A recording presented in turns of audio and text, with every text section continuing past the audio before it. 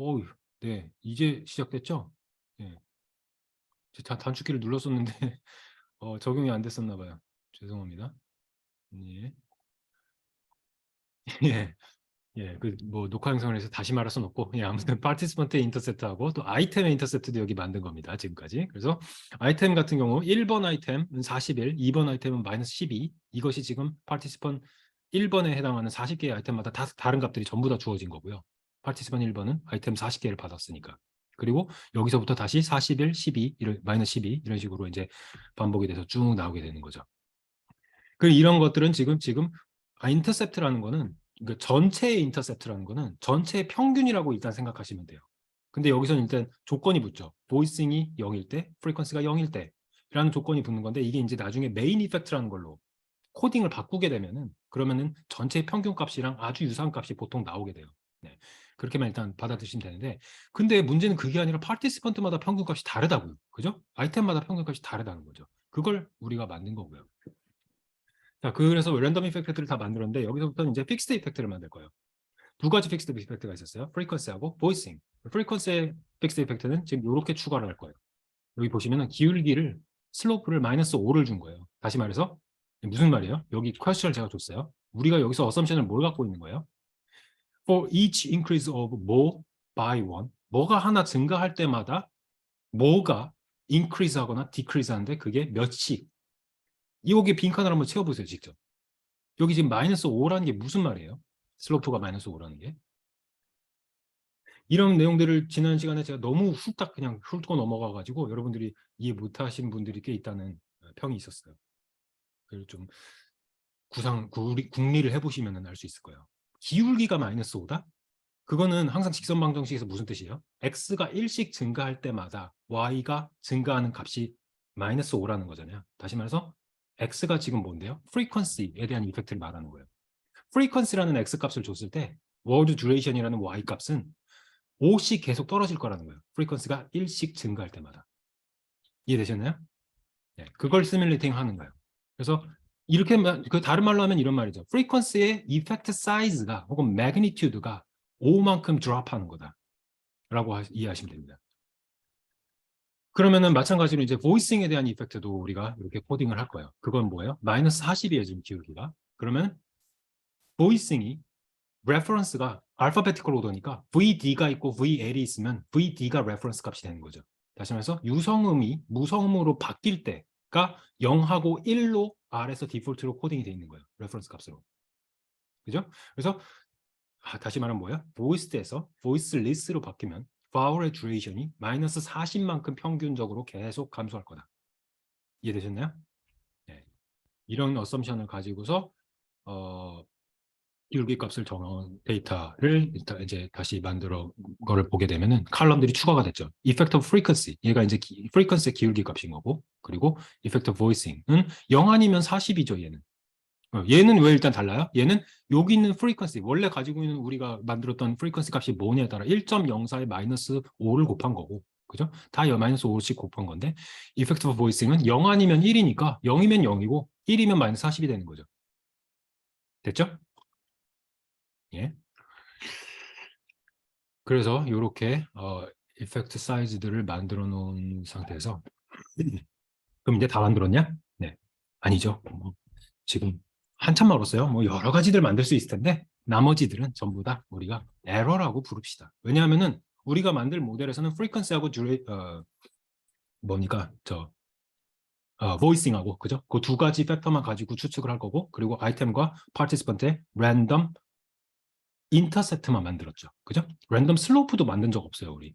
파티스펀트마다 그리고 아이템마다 인터셉트 값만 만들었다고요. 그 세상에서 예측하지 못하는 다른 값들은 전부 다 에러라고 하자는 거예요. 그거를 또 R 논 펑션을 써가지고 480개 개수 맞춰가지고 SD는 20 정도로 베리언스를 줘가지고 넣어줘. 이렇게 한 거예요. 됐어요? 그 이제 우리가 듀레이션 칼럼을 만들고 있었다 그랬잖아요. 근데 지금까지는 다 되게 이상한 칼럼들만 만들었어. 실제 관찰 값들이 아니에요. 우리가 실제 관찰한 듀레이션 값들은 뭐라고요? 지금까지 만든 이 에러를 포함한 이 베리언스 값들을 다 더한 거죠.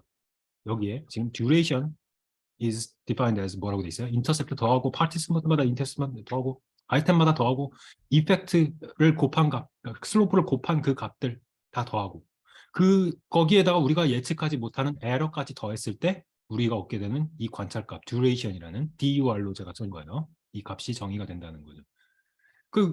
이거를 이제 다 합친 값을 칼럼을 하나 만드는 거예요. 데이터라는 데이터 프레임 안에다가 듀레이션이라는 칼럼으로 하나 더 만들어줘. 해서 이제 이 데이터의 생김새를 네, 보게 되면은 이제 아이고 제가 잘못 눌러가지고 지금 스크립트를 다 돌리고 있는. 오늘 왜 이렇게 실수를 하지 자꾸? 죄송합니다. 예, 예. 스크립트가 바뀌어 버렸구나. 네, 여기 있었죠? 참. 이거를 다시 다 없애고 다시 해야 되네. 잘못 눌러가지고 지금 한꺼번에 다 돌아가는 바람에 자, 여기까지 했죠? 그리고 여기서 데이터 시작하는 여기서부터 이만큼만 돌리면 다시 할 수 있습니다. 예.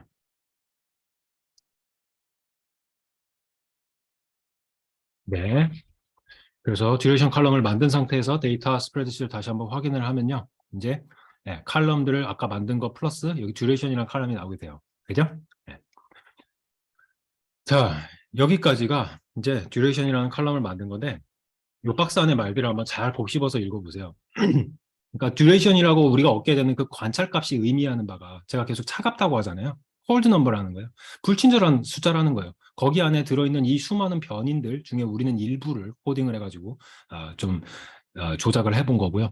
그거를 이제 그 통계적으로 어떤 요인 때문에 뭐가 발생해서 듀레이션 값들이 바뀌는지를 예측하는 게 리그레션 모델의 목적이라고 했잖아요. 그걸 이제 직선들을 그려가지고 하는 거라서 그것을 하기 위해서 가장 이제 효율적인 방법으로 LMER이 여러 프리딕터들, 우리가 가설을 세운 그 프리딕터들, 뭐죠? 프리퀀시하고 포이싱, 그거의 이펙트를 사이즈를 알아내기 위해서는 다른 팩터들은 최대한 걸러내고, 그죠? 베리어빌리티를 다 걸러내고 얘네들의 진짜 코이피션트 값들을 코이피션트는 뭐라 그랬어요? 슬로프의 값하고 기울기 값하고 그리고 인터셉트 그 두 개를 또 p-밸류 얼마나 시그니피컨트한지 그 세 가지 값이 사실 제일 중요한 거죠. 그것들을 걸러내기 위한 데이터인 겁니다. 그래서 그거를 이름을 콜드 데이터라고 부를게요. 이 콜드 데이터는 지금 여기 있는 요 자세한 듀레이션을 구성하고 있는 요 요인들 요것들 그죠? 인터셉트부터 에러까지 해당하는 요 칼럼들을 주지 않아요. 그죠? 그래서 걔네들 다 빼버려요. select 펑션을 써가지고 얘네들 다 빼버려요. 그리고 콜드 데이터를 보면은 달랑 요것만 남는 거죠. 듀레이션 값만 남은 거예요. 그죠? 이제 요거를 우리가 실험을 통해서 얻어냈다고 하고 여기서부터 이제 진짜 분석을 들어가는 겁니다. 그죠? 그래서 요 얻어낸 그 480개 로우와 5개의 칼럼으로 이루어진 요 데이터셋을 저장하시려면 요거를 하시면 되고요. 그래서 제가 이미 저장을 해가지고 여러분들 요 위에까지 못 따라오신 분들 코드가 안 돌아가신 분들이 있을 수 있으니까 그거를 폴더에다 넣어놨거든요. 거기에서 이제 그 엑셀 파일을 가지고서 이제 하시면 됩니다. 그래서 이제 분석을 할 거기 때문에 LME4를 불러오고요. 오늘은 이제 LMER 테스트가 아니라 그건 좀 되게 간편한 패키지라고 그랬었죠. LME4 가장 정확한 그 패키지를 사용하는 방법을 보여드릴게요. 그리고 타이리버스를 당연히 불러야겠고요. 그리고 이제 LME4랑 LMER 테스트랑 이게 LMER 테스트 안에 LME4가 사실 그 내장이 돼 있어요. 그래서 이게 두 개가 같이 켜지면요. LMER이 우선실에서 돌아갈 수가 있거든요. 그래서 여기서부터는 말을 껐다가 다시 켜는 게 좋아요. 그러니까 패키지가 LMER 테스트가 이미 켜져 있기 때문에 그거를 디액티베이트 시키는 방법도 물론 코드도 있어요. 근데 그렇게 하면 되게 복잡하거든요. 가장 간단한 방법은 그냥 이걸 껐다가 말을 지금 다 껐다가 다시 시작해요.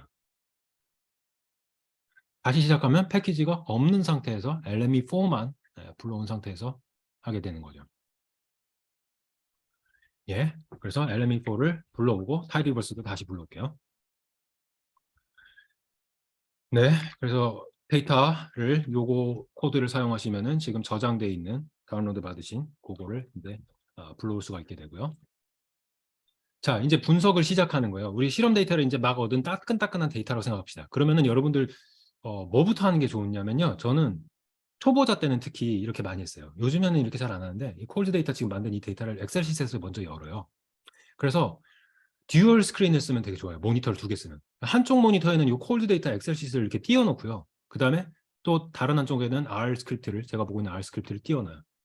그런 다음에 이 엑셀 시트 열자마자 뭘 하냐면은 제가 여기다 단축키들 막 써놨죠. 예, 저는 그냥 손가락이 완전히 기억을 할 정도로 항상 자주 쓰는데 엑셀 시트 열면 항상 이거부터 해요. Alt를 누른 채로 A, E 이렇게 필터들이 다 컬럼마다 설정이 되고요. 여기에서 이제 뭐 순서대로 정렬하거나 뭐 뭘 빼거나 데이터를 빼거나 이런 것들을 좀 쉽게 할 수 있죠. R에서 코딩을 하는 것보다 훨씬 빠르게 볼 수 있죠. 예. 그래서 데이터 프레이밍이 좀 익숙하지 않으신 분들은 이걸 추천을 드려요. 그리고 여기에다 하나 더 해요. Alt를 누른 채로 AT를 방금 눌렀잖아요. 그리고 Alt를 또 한 번 누른 채로 누르고 있는 채로 WFR을 눌러요. WFR을 순서대로 눌러요. 그러면 뭐가 되냐면 이 첫 줄이 고정이 돼요. 여기가. 그래서 데이터가 수천 줄일 거기 때문에 보통 이렇게 내려도 이 앞에 컬럼에 이게 레이블이 없으면은 내가 지금 무슨 컬럼을 보고 이제 헷갈릴 수 있잖아요. 네. 그걸 위해서 엑셀이 안 보여. 제가 화면을 바꿨어요. 공유 화면을. 네, 여기입니다. 네. 다시 보여드릴게요.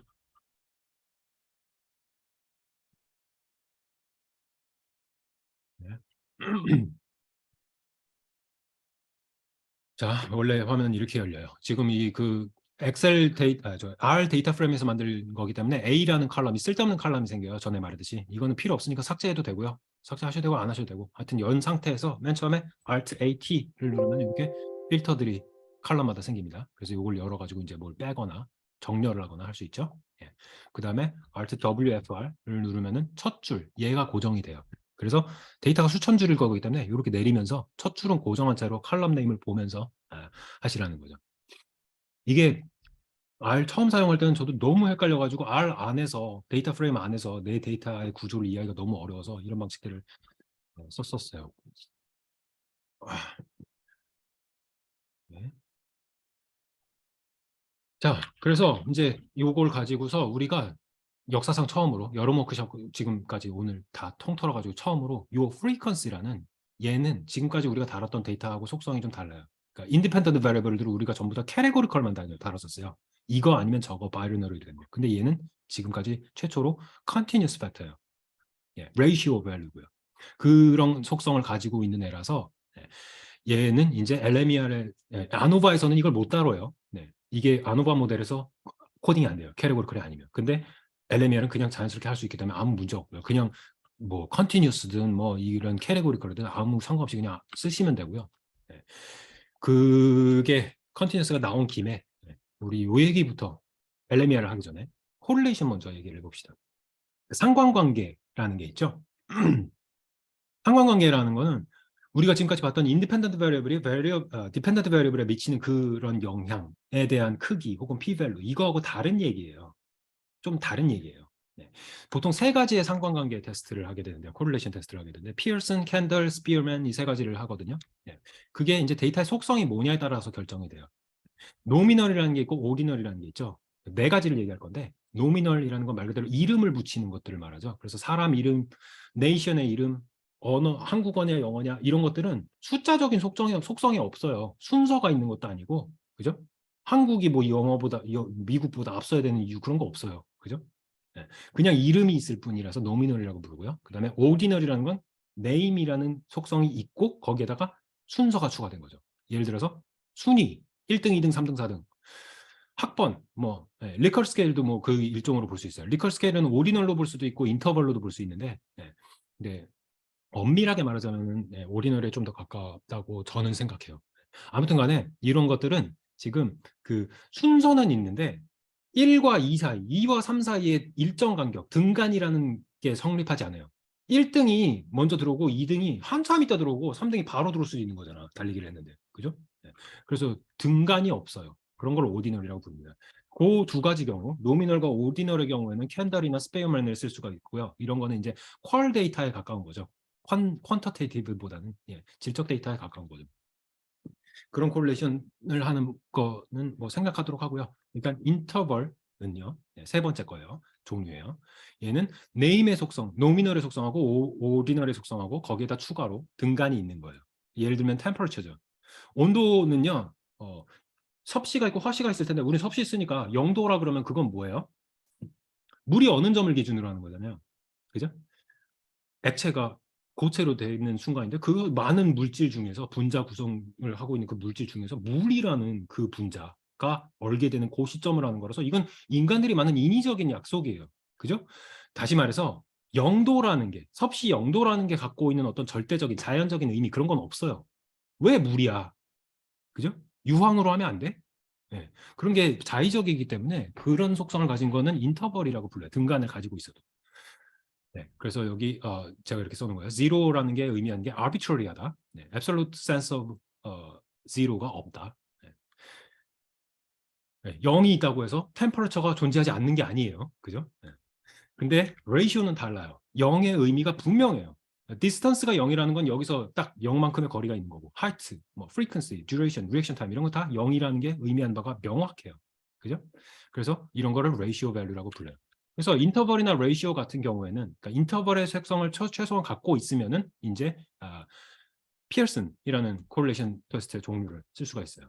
그래서 펑션은 이렇게 쓰고요. 그 다음에 데이터 프레임 안에서 이렇게 불러와요. 지금 우리가 갖고 있는 그 데이터 안에 프리퀀시가 있었잖아요. 그거하고 그 다음에 데이터 안에 듀레이션하고 둘 다 컨티뉴어스니까 둘 다 레이시오니까 요거 두 개 상관관계를 한번 보자는 거죠.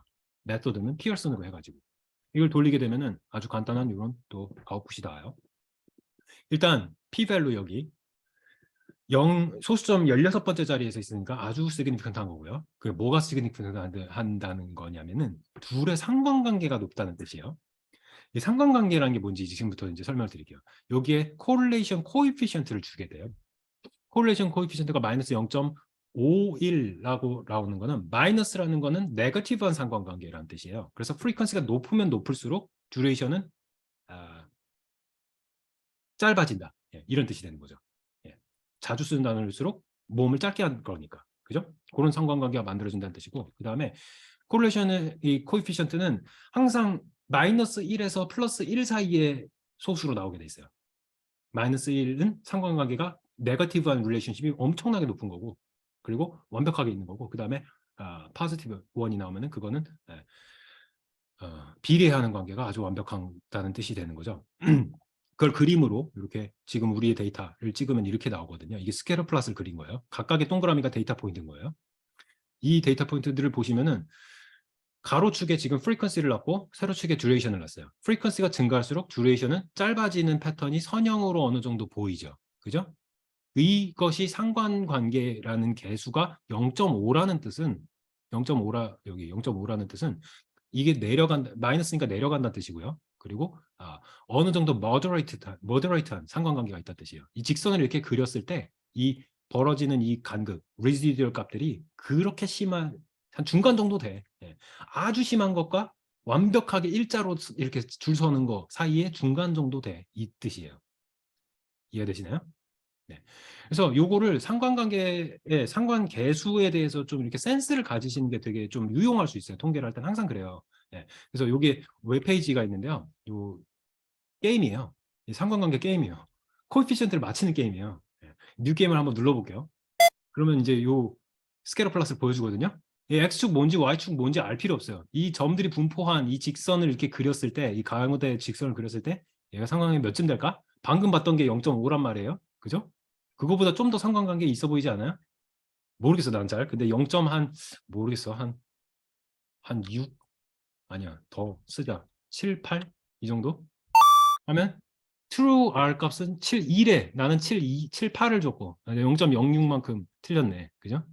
이런 식으로 맞춰보는 게임이에요. 또 넥스트 트라이얼 해봅시다. 채팅창에다 한번 답 줘보세요. 이거 몇 정도로 보여요? 첫 번째로 오시는 답을 여기다 입력을 해볼게요.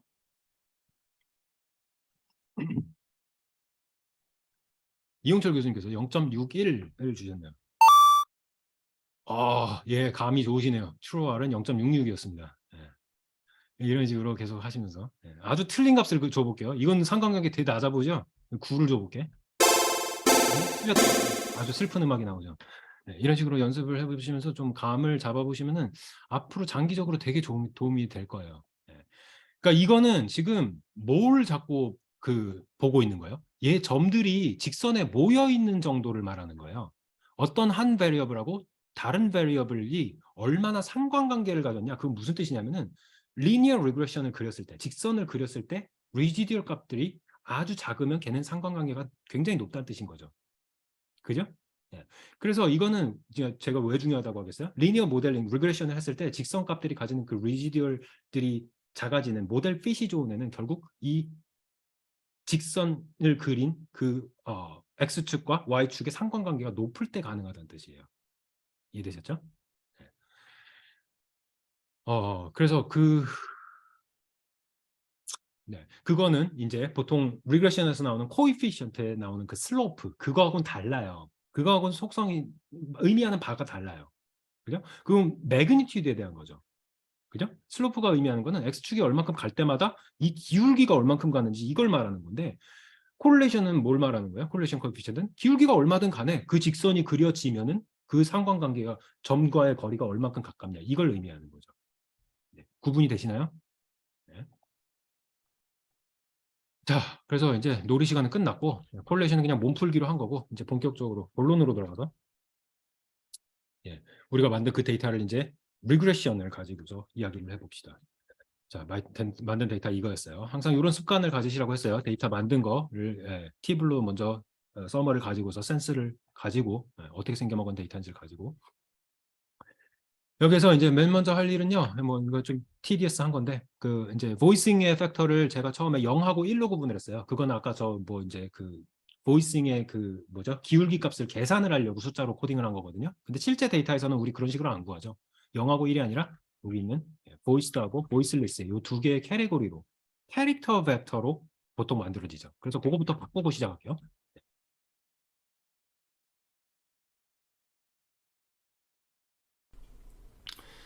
예, 토요일에 들었던 워크숍에서 제가 좀 설명이 부족한 부분도 있었고, 좀 심지어는 틀리게 설명한 부분들도 좀 있어서 되게 머릿속이 복잡한 것 같아요. 이야기가 쉽진 않은 개념인 것 같아서 저도 되게 헷갈렸던 것 같아요. 좀 깔끔하게 설명을 다시 드리기 위해서 다시 녹화를 해서 편집을 해서 같이 토요일 워크숍에 녹화했던 부분과 편집을 해서 한꺼번에 올려드리도록 하겠습니다. 자, 그래서 이 부분까지 설명을 드렸어요. VD와 VL로 다시 캐리고리컬로 나누는 거고요. 여기서부터 이제 리니어 모델, 그러니까 LM이라는 펑션을 써가지고 하는 거는 이제 믹스드 모델은 아닌 거죠. 다중, 선형, 회귀, 분석을 먼저 한 다음에 차근차근 모델 핏이 어떻게 좋아지는지, 또 기울기 값들이 왜 어떻게 달라지는지, 요걸 좀 깔끔하게 설명을 다시 드리도록 하겠습니다. 자, 일단 모델을 다시 돌려보고요. 아웃풋을 얻게 되면은 이렇게 나오게 되죠. 요거, 이건 이제 믹스드 모델이 아니라 LM의 펑션으로 써도 이렇게 모델의 구조 다시 한번 반복해서 아웃풋에서 보여주게 되고요. 그 다음에 리지듀얼 값들이니까 그 선을 다 그리고 나서 남은 리지듀얼의 그 5 넘버 서머리를 이렇게 보여주게 되고요. 그리고 요 이제 코에피션 테이블, 요걸 이제 읽을 수 있게 되셔야 된다는 거죠. 요 부분부터 이제 다시 설명을 차근차근 드리면요. 이게 여기에 질문들이 있습니다.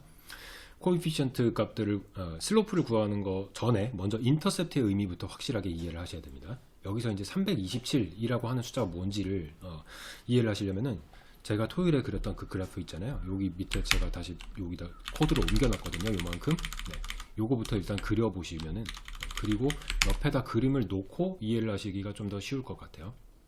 요걸 보고 방금 눌렀던 요 모델 아웃풋을 다시 한번 설명드릴게요.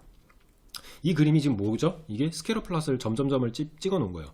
프리퀀시가 증가하고, 그 다음에 보이싱이 보이스드와 보이스리스가 있고, 그 두 가지의 컨디션에 따라 가지고 슬로프를, 선을 두 개를 그려 놓은 거죠. 그죠? 프리퀀시에 따라 가지고 이게 떨어지긴 하는데, 떨어지는 경사가 보이스드일 때하고 보이스리스일 때 서로가 다른 거죠. 그죠? 그래서 두 개의 라인을 그려 놓은 거고요.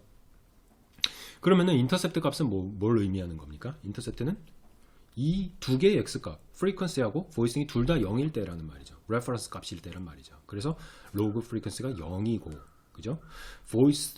보이싱도 레퍼런스 값인 보이스드일 때, 다시 말해서 실선과 0이 만나는 요 지점, 여기가 바로 327이 나온다는 뜻인 거죠. 처음에 우리가 시뮬레이션 데이터를 만들 때 전체 인터셉트를 300을 달라 그랬어요. 근데 이 27만큼의 차이가 나는 이유는 뭐겠습니까? 만약에 우리가 메인 이펙트를 달라 그랬으면은 300과 가까운 값이 나올 거예요. 그죠? 아무리 막 이제 인터셉트도 조정을 하고 막 그래 뭐 기울기도 막 왔다 갔다 하고 막 여러 변수들을 줬어도, 또 심지어는 이게 지금 복합 모형이기 때문에 두 개의 팩터가 서로 조정을 해준다 그랬잖아요. 그런 영향도 있겠지만 결정적인 이유는 27만큼의 차이가 나는 이유는 이건 지금 심플 이펙트를 보고 있기 때문이라는 거예요. 다시 말해서 프리퀀시가 0이고 보이싱이 voiced인 요때의 값을 달라고 했기 때문에 327이 나오는 거죠. 그거는 지금 요 데이터 포인트 점이 찍혀 있는 여기는 사실은 프리퀀시가 0인 값은 없어요. 0.09인가부터 시작을 하거든요. 예, 실제로 프리퀀시가 0인 게 우리가 데이터에 넣지는 않았거든요. 예, 프리퀀시가 0 아예 관찰되지 않는 코펄스에서 관찰되지 않는 그런 단어를 우리 시뮬레이션에 넣은 건 아니거든요. 근데 이게 리니어 리그레션이다 보니까 이 선이 0까지 쭉 연장이 됐을 때 그 프리퀀시가 0일 때를 가정하면 그때의 값이 327이라는 겁니다. 토요일에 제가 말씀드렸듯이 이런 값은 우리가 사실 관심 있는 값은 아니에요. 그래서 메인 이펙트로 바꾸기 위해서 뒤에서 이제 썸 코딩을 하게 되는 거죠. 어쨌든 이 심플 이펙트의 코에피션트를 읽는 개념부터 명확하게 다시 설명을 계속 드릴게요. 그 여기서 이제 두 번째 요 질문을 한번 봅시다. 프리퀀시의 슬로프가 그럼 마이너스 9.46이다. 예, 바운올림에서 마이너스 9.46이다. 이건 무슨 뜻이겠어요? 이거는 보이싱의 이펙트를 레퍼런스로 고정을 해놨을 때, 다시 말해서 VL로 바뀌기 전에 VD 요 실선일 때, 이 실선일 때의 기울기가 9.46씩 계속해서 떨어진다는 거죠. 그죠? 예. 그리고 보이스 리스일 때의 기울기는 이거하고 다른 게 되는 거죠. 그죠? 그건 어떻게 구할 수 있어요? 그거는 이제 요 보이싱의 이펙트를 봤을 때, 여기 질문 다시 프리퀀시의 9.46이 떨어진다는 거는 보이싱이 보이스드로 고정이 돼 있을 때, 레퍼런스 레벨로 고정이 돼 있을 때 9.46씩 떨어진다는 얘기인 거고, 그 다음에 보이싱의 이펙트는 뭐다? 55씩 떨어지는데, 이것도 우리가 설정한 원래 시뮬레이션에 설정한 40만큼 떨어진다는 것보다 훨씬 더 절대값이 큰 기울기가 나오게 되는 거예요. 그 이유는 프리퀀시가 0으로 고정되어 있기 때문인 거죠. 그죠? 다른 이펙트가 0으로 레퍼런스 레벨로 고정이 되어 있는 여기에서 보이싱의 이펙트가 여기서 원래 이만큼이었던 게 이만큼으로 떨어졌다는 거죠. 그 차이가 지금 55만큼 나고 있다는 겁니다. 요 격자하고 비교해 보세요. 격자 한 칸이 지금 50 차이입니다. 그거보다 격자 한 칸이 25 차이인 거죠. 그죠? 두 칸이 50 차이인 건데 그거보다 조금 더 벌어져 있죠. 요 선과 요 선이 만나는 점이. 그죠? 그 의미가 되는 거라서 요런 이제 이펙트들은 메인 이펙트로 부르지 않고 심플 이펙트라고 부른다는 겁니다. 서로 다른 이펙트가 레퍼런스 값으로 고정돼 있을 때의 매그니튜드이기 때문에. 그죠? 그리고 이제 인터랙션이 말하는 건 뭐겠어요? 그게 이제 요 기울기와 요 기울기의 차이를 말해주는 거죠. 원래 프리퀀시의 심플 이펙트는 기울기가 마이너스 9.46씩 떨어지는 거였는데, 근데 요 보이싱이 보이스드였던 게, 이건 보이스드였던 건데, 그게 보이스리스로 바뀌게 되면은 플러스 3만큼 추가가 된다는 거예요. 다시 말해서 9.46에서 3.21만큼 뺀 그만큼의 절대값의 기울기가 여기 생긴다는 거죠. 그래서 좀 더 완만해지는 거죠, 경사가. 그죠? 네. 그런 그림을 여기서 보여주고 있기 때문에 좀 더 이해를 하시기가 편해 보입니다. 네. 그 설명을 여기까지 드린 거고요. 자, 그 다음에 쭉 또 내려가 가지고 이제 요 그림은 이제 토요일에도 설명을 드렸듯이 이거 이제 non-linear하게 그린 거라서 모델 핏은 얘가 더 좋을 거예요. 점하고의 거리들, residual 값들이 더 적을 거예요. 근데 우리는 지금 선형회귀 분석, 리니어 리그레션을 하고 싶은 거니까 지금 이 그림보다는 요 그림에서 이해하시기가 더 쉬울 거죠. 물론 이 그림으로 갈수록 모델 핏이 더 좋아질 거기 때문에 그거는 이제 믹스드 모델로 갈수록 이 직선들이 지금 여기에선 두 개만 그렸지만 인터셉트를 여러 개 다른 것들을 그릴 거잖아요. 파티스판트의 인터셉트가 다른 거, 아이템마다 다른 거, 그런 것들을 그릴 거기 때문에 그것들이 예측하는 값들이 이 리니어 모델 이거 하나 그리는 것보다 오히려 더 좋을 수도 있죠. 그래서 아무튼 참고 삼아 이거는 보여드리는 거고요. 다시 이 그림으로 돌려놓을게요. 자, 그러면 이제 방금 만든 LM 모델의 모델 핏을 보기 위해 가지고 브룸 패키지를 불러오고 글랜스 펑션을 써가지고 R 스퀘어 값과 뭐 AIS, BIS 이런 값들을 확인할 수가 있겠죠. 모델 핏을 여기다 제가 요약을 해놨어요. R 스퀘어 값은 36.3%를 설명하고요. AIS는 5240, BIS는 5260 요 정도의 값들을 가지고 있다는 거예요. 그럼 이제 LMER을 돌려가지고 저것들이 좋아지는 것도 다시 한번 확인해 볼 수가 있겠죠. LMER 모델 중에서 가장 심플한 지금 이 부분은 방금 돌렸던 LM 모델하고 똑같고요. 그리고 여기에서 파티시펀트마다의 인터셉트를 추가한 모델인 거죠. 우리가 시뮬레이션에서 인터셉트를 파티시펀트마다 전부 다 뭐 마이너스 주고 플러스 주고 랜덤하게 다 만들었었잖아요. 그걸 반영해 달라는 거죠. 예. 그렇게 해가지고 서머리를 치게 되면은, 예. 토요일에도 말씀드렸듯이 LME4 패키지에서는 P 값을 주진 않지만, 네, 우리가 충분하게 이 모델의 아웃풋부터 이해하고 그 다음에 P 밸류도 같이 보도록 하는 거죠. 여기에서 주는 AIC 값은 4625로 위에 있던 5200 몇보다 훨씬 떨어졌고요. BIC도 훨씬 떨어졌고요. 이 두 값은 낮을수록 모델 핏이 좋다라고 했었고요. 그리고 final summary 여기 있는 요거죠. 예. 요 리지들 값들의, 그러니까 모델이 다 그 라인들을 가지고서 예측하고 남은 나머지 값들의 서머리를 봐도 훨씬 더 숫자들이 줄어들었을 거예요. 그리고 또 결정적으로, 그보다 결정적으로 리지들 값들이 결국 중요해요. 이제 여기 나와 있는 거죠. 랜덤 이펙트로, 그러니까 픽스드 이펙트 말고, 네, 랜덤 이펙트로 이 지금 파티시펀트의 인터셉트를 가지고서 측정한 그거의 variance 값이 2420이다. 그거는 이제 인터셉트가 왔다 갔다 하는 양이라고 했었죠. 네. 그것이 큰데 그걸 다 이제 반영을 해서 남은 채 예측하지 못한 그 리지듀얼 값들이 774.2가 나온다라는 겁니다. 네. 그게 이제 뒤에 아이템의 인터셉트를 추가하게 되면 이 값도 더 줄어들게 되겠죠. 네. 그리고 픽스드 이펙트도 이제 점검을 해봅시다. 그게 이제 이 테이블에 나와 있는 거죠. 이 값들은 방금 전에 돌렸던 LM 모델하고 똑같이 나올 거예요. 왜냐하면 여기에 지금 믹스드 모델을 쓰는 거지만 REML을 여기서 꺼달라고 했었어요. 예. 이게 이제 제가 계산을 얼마나 많이 할 거냐라는 뜻이라고 했었죠. 그 계산이라는 게 정확하게 말하자면 그 LM의 모델은 지금 요만큼 픽스드 이펙트가 이미 다 하고 있는 거예요. 그건 똑같다고 했었죠. 근데 요거를 추가하기는 하는데 그거까지 전부 다 반영을 해가지고 코에피션트 값들을 바꿔줘 라고 하려면은 이거를 true로 해야 돼요. 근데 false로 하는 거는 지금 이 코에피션트 값들의 조정 값들은 믹스드 모델링을 통해 가지고 랜덤 이펙트가 추가된 그 조정 값들은 들어가지 않는 거예요. 그래서 요 값들은 위에 나온 LM 모델하고 아마 똑같이 나올 거예요. 변동이 없이. 예, 그리고 여기에 픽스드 이펙트의 코릴레이션이 이렇게 나온다고 했었죠. 네, 이 코릴레이션 값들은 높으면 높을수록 지금 예를 들어 보이싱하고 프리퀀시의 코릴레이션이 어느 정도 꽤 있다, 모더레이트하게 있다라는 뜻인 거고, 그리고 인터랙션과 프리퀀시의 그 코릴레이션은 더 높다라는 뜻인 건데, 이게 걱정이 되는 경우는 어떤 경우라 그랬죠? 이 코에피션트 값들이 원래 이 그래프에 나오는 거나 내 예측에 나오는 거랑 완전히 반대 방향으로 뒤집혔을 때, 그때는 콜리니어리티 프로블럼이 있을 수도 있다고 그랬었죠. 그래서 요 코에피션트들도, 코릴레이션 코에피션트들도 그때는 중요하게 보셔야 된다고 했었습니다. 예, 지금은 그런 일이 없으니까 콜리니어리티 프로블럼에 의해 가지고 이런 개수들의 방향성이 막 뒤집히는 게 없으니까 그냥 넘어가도록 할게요. 그래서 만약에 이게 문제가 있었어, 개수가 뒤집혔어, 그러면 이제 각각의 그 팩터들마다 코릴레이션 테스트를 돌려가지고 그게 만약에 유의미하게 코릴레이션 굉장히 높은 거라는 게 밝혀지게 되면은, 그러면 그 두 가지 팩터 중에 한 가지는 빼야 된다는 거예요. 네. 그 중에 더 중요한 설명량을 가지는 팩터를 더 넣어야 되게 되는 거죠. 네. 그렇게 되는 과정도 뭐 또 되게 복잡한 과정이 있습니다만 지금 설명할 필요는 없을 것 같고요.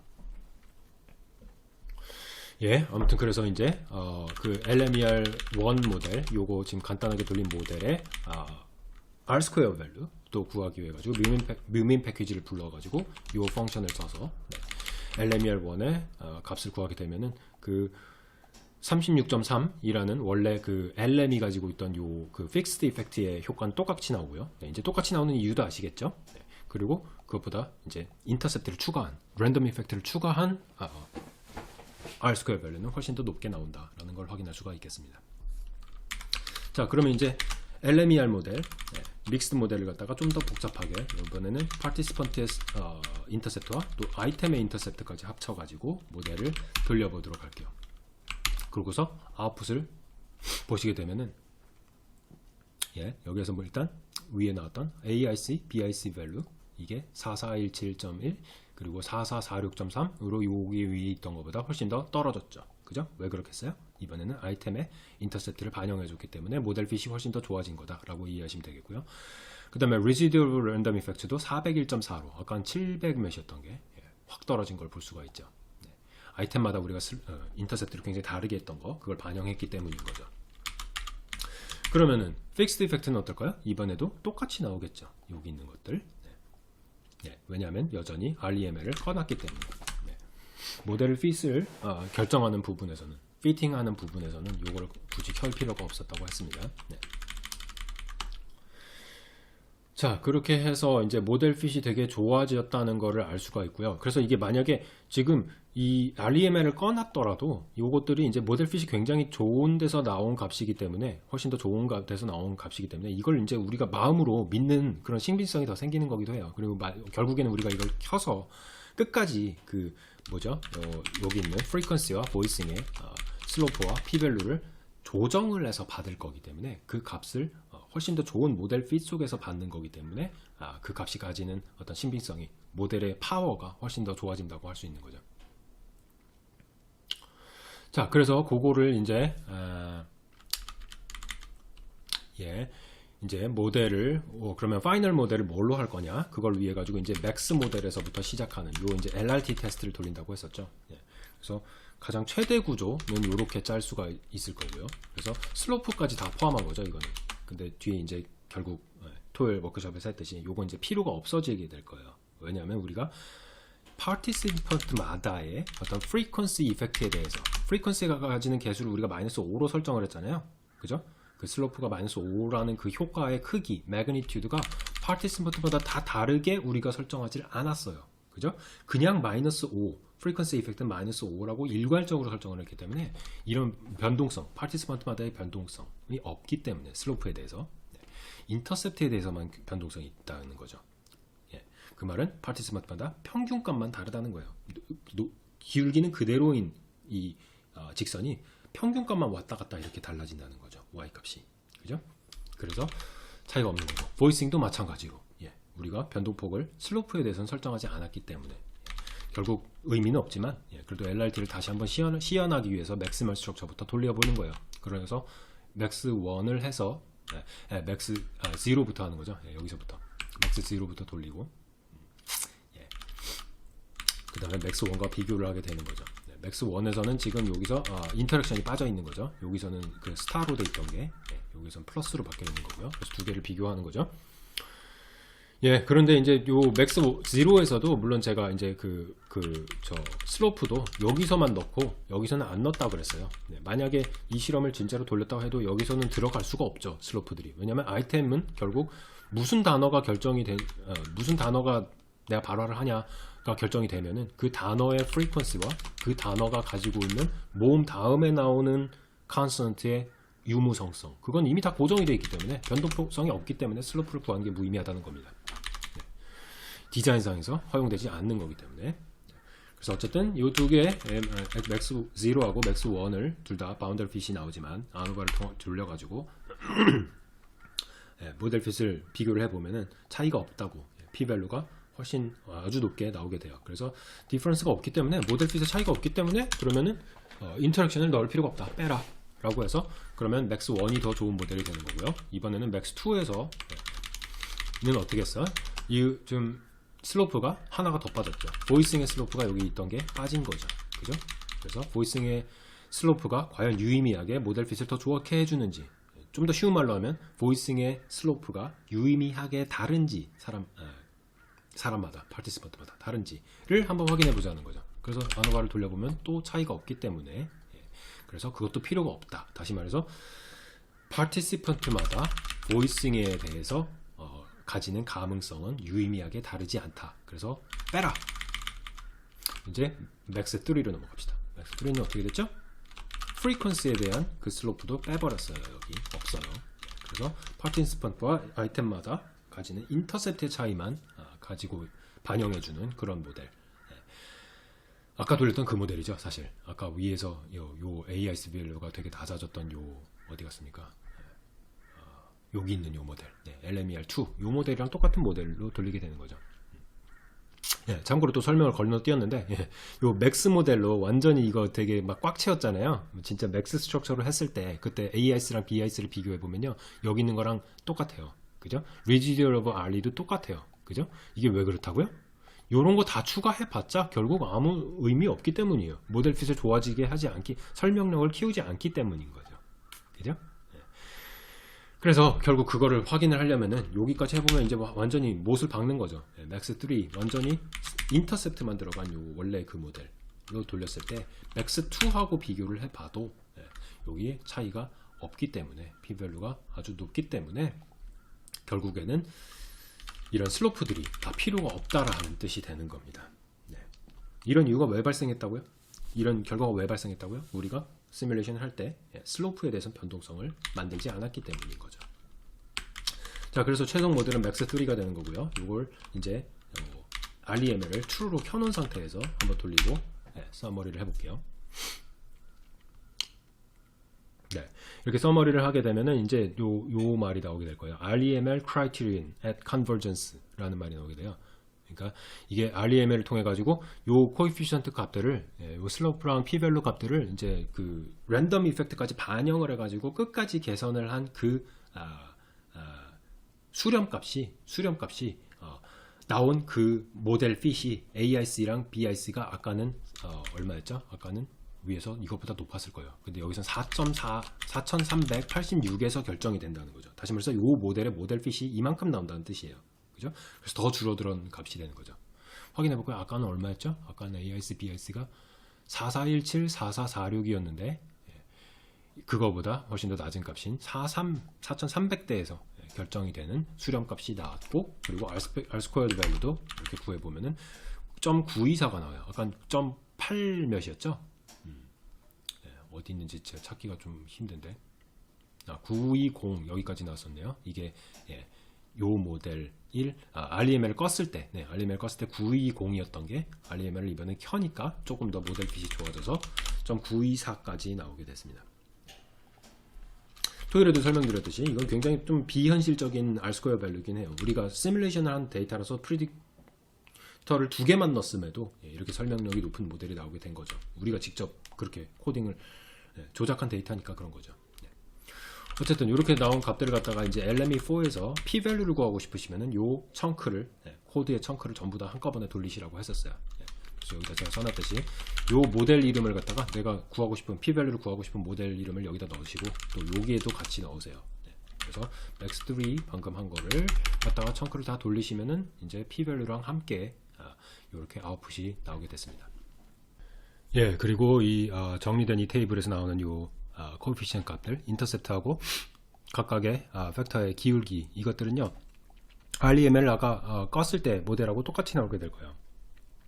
이거는 이제 조정된 값이 나오게 되는데, REML을 켰기 때문에 조정된 값이 다 반영해서 나오게 되는데, 근데 우리가 그 데이터를 형성할 때 이 슬로프를 갖다가 파티시펀트마다 또 아이템마다 모두 다 다르게 하지 않았기 때문에 그래서 이 값들이 그대로 다 고정된 값들이 동일하게 모든 파티시펀트와 모든 아이템에 적용돼서 나오기 때문에 이 값들에는 변동이 안 생기는 거죠. 하지만 이게 그 팩터들이 더 붙을수록 픽스드 이펙트든 랜덤 이펙트든 뭔가 더 붙을 때마다 그 조정된 값이 나오게 되는 거는 지난 여름 워크숍 때 제가 다 보여드렸던 걸로 기억을 하니까 조금 지금 요 데이터에서는 우리가 시뮬레이션을 그렇게 안 했기 때문에 변동성을 없게 했기 때문에 그렇게 똑같이 나오는 거다라고 이해를 하실 수가 있겠습니다.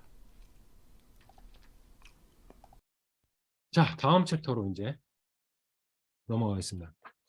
이 리니어 LMER 모델을 이제 분석하는 법은 우리가 알겠어. 근데 자꾸 까먹는 게 있다 그랬어요. 까먹는 것 중에 아주 중요한 게 코딩 스킴이에요.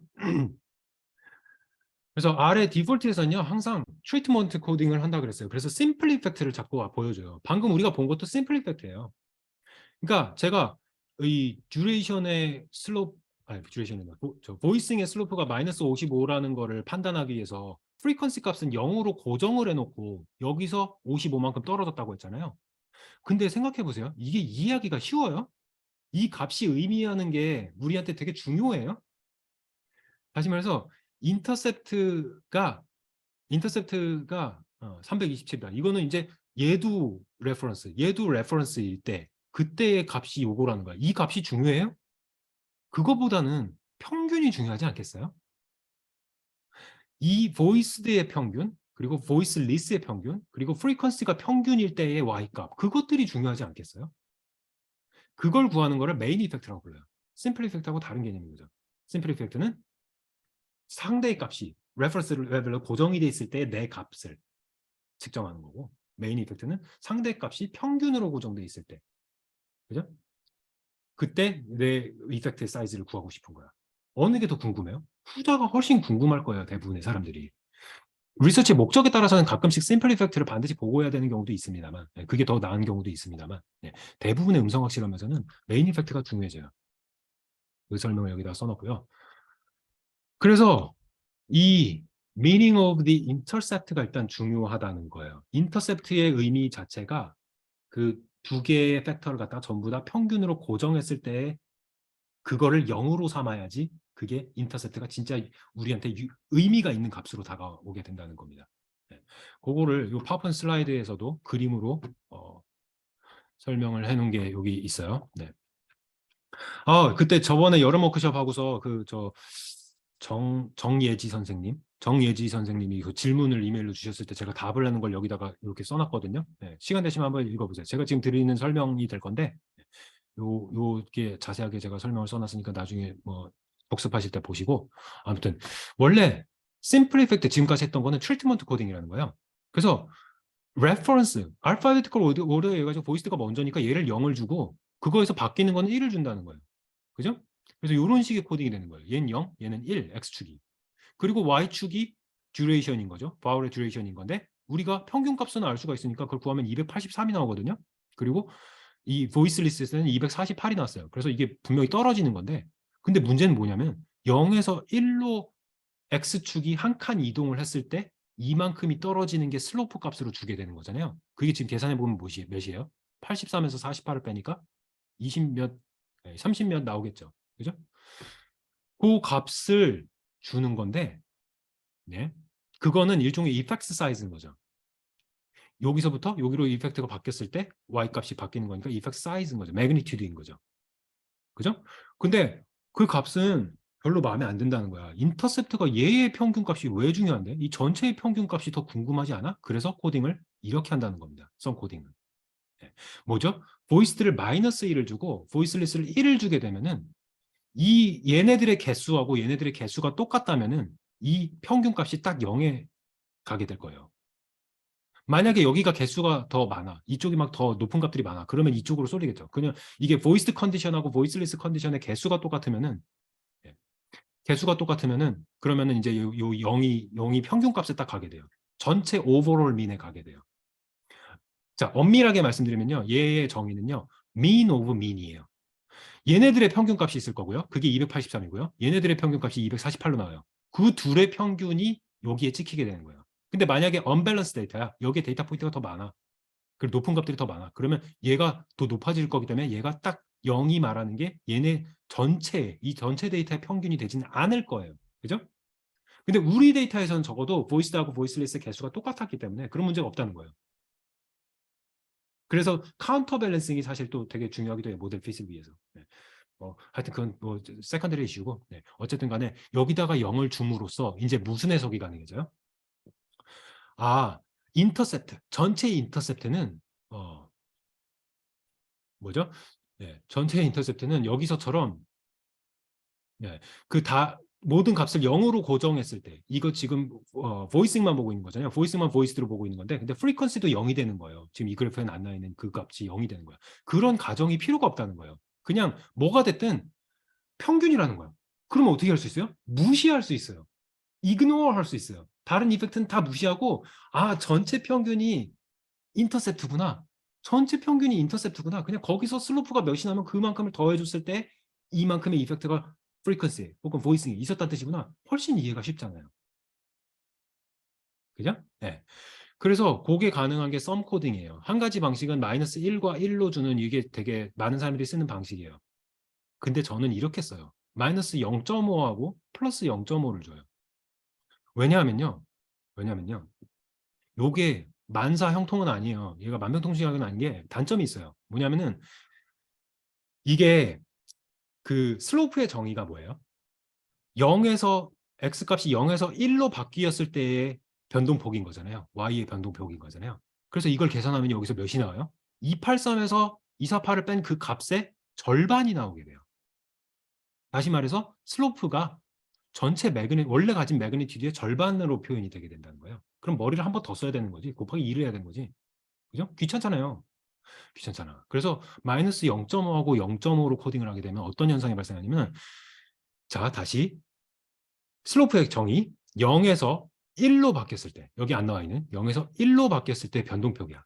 근데 이거는 리니어 리그레션 때문에 직선이 이렇게 쭉 그어질 거라고요.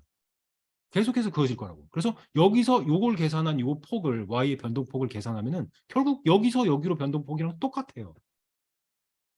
이해되시죠? 그래서 얘의 장점하고 얘의 장점을 둘 다 가져가는 게 C예요. 그래서 저는 이걸 써요. 네. 자, 그거를 여기다가 설명을 쭉 써놨고요. 네. 그걸 이제 하는 거를 직접 해봅시다. 먼저 마이너스 1하고 1을 한 모델하고 그 다음에 마이너스 0.5하고 0.5를 한 모델을 여기다 쭉 써놓을 거예요. 그 두 개를 비교하는 건데 이거 뭐 자세하게 할 필요는 없을 것 같은데 뭐 하는 대로 해봅시다.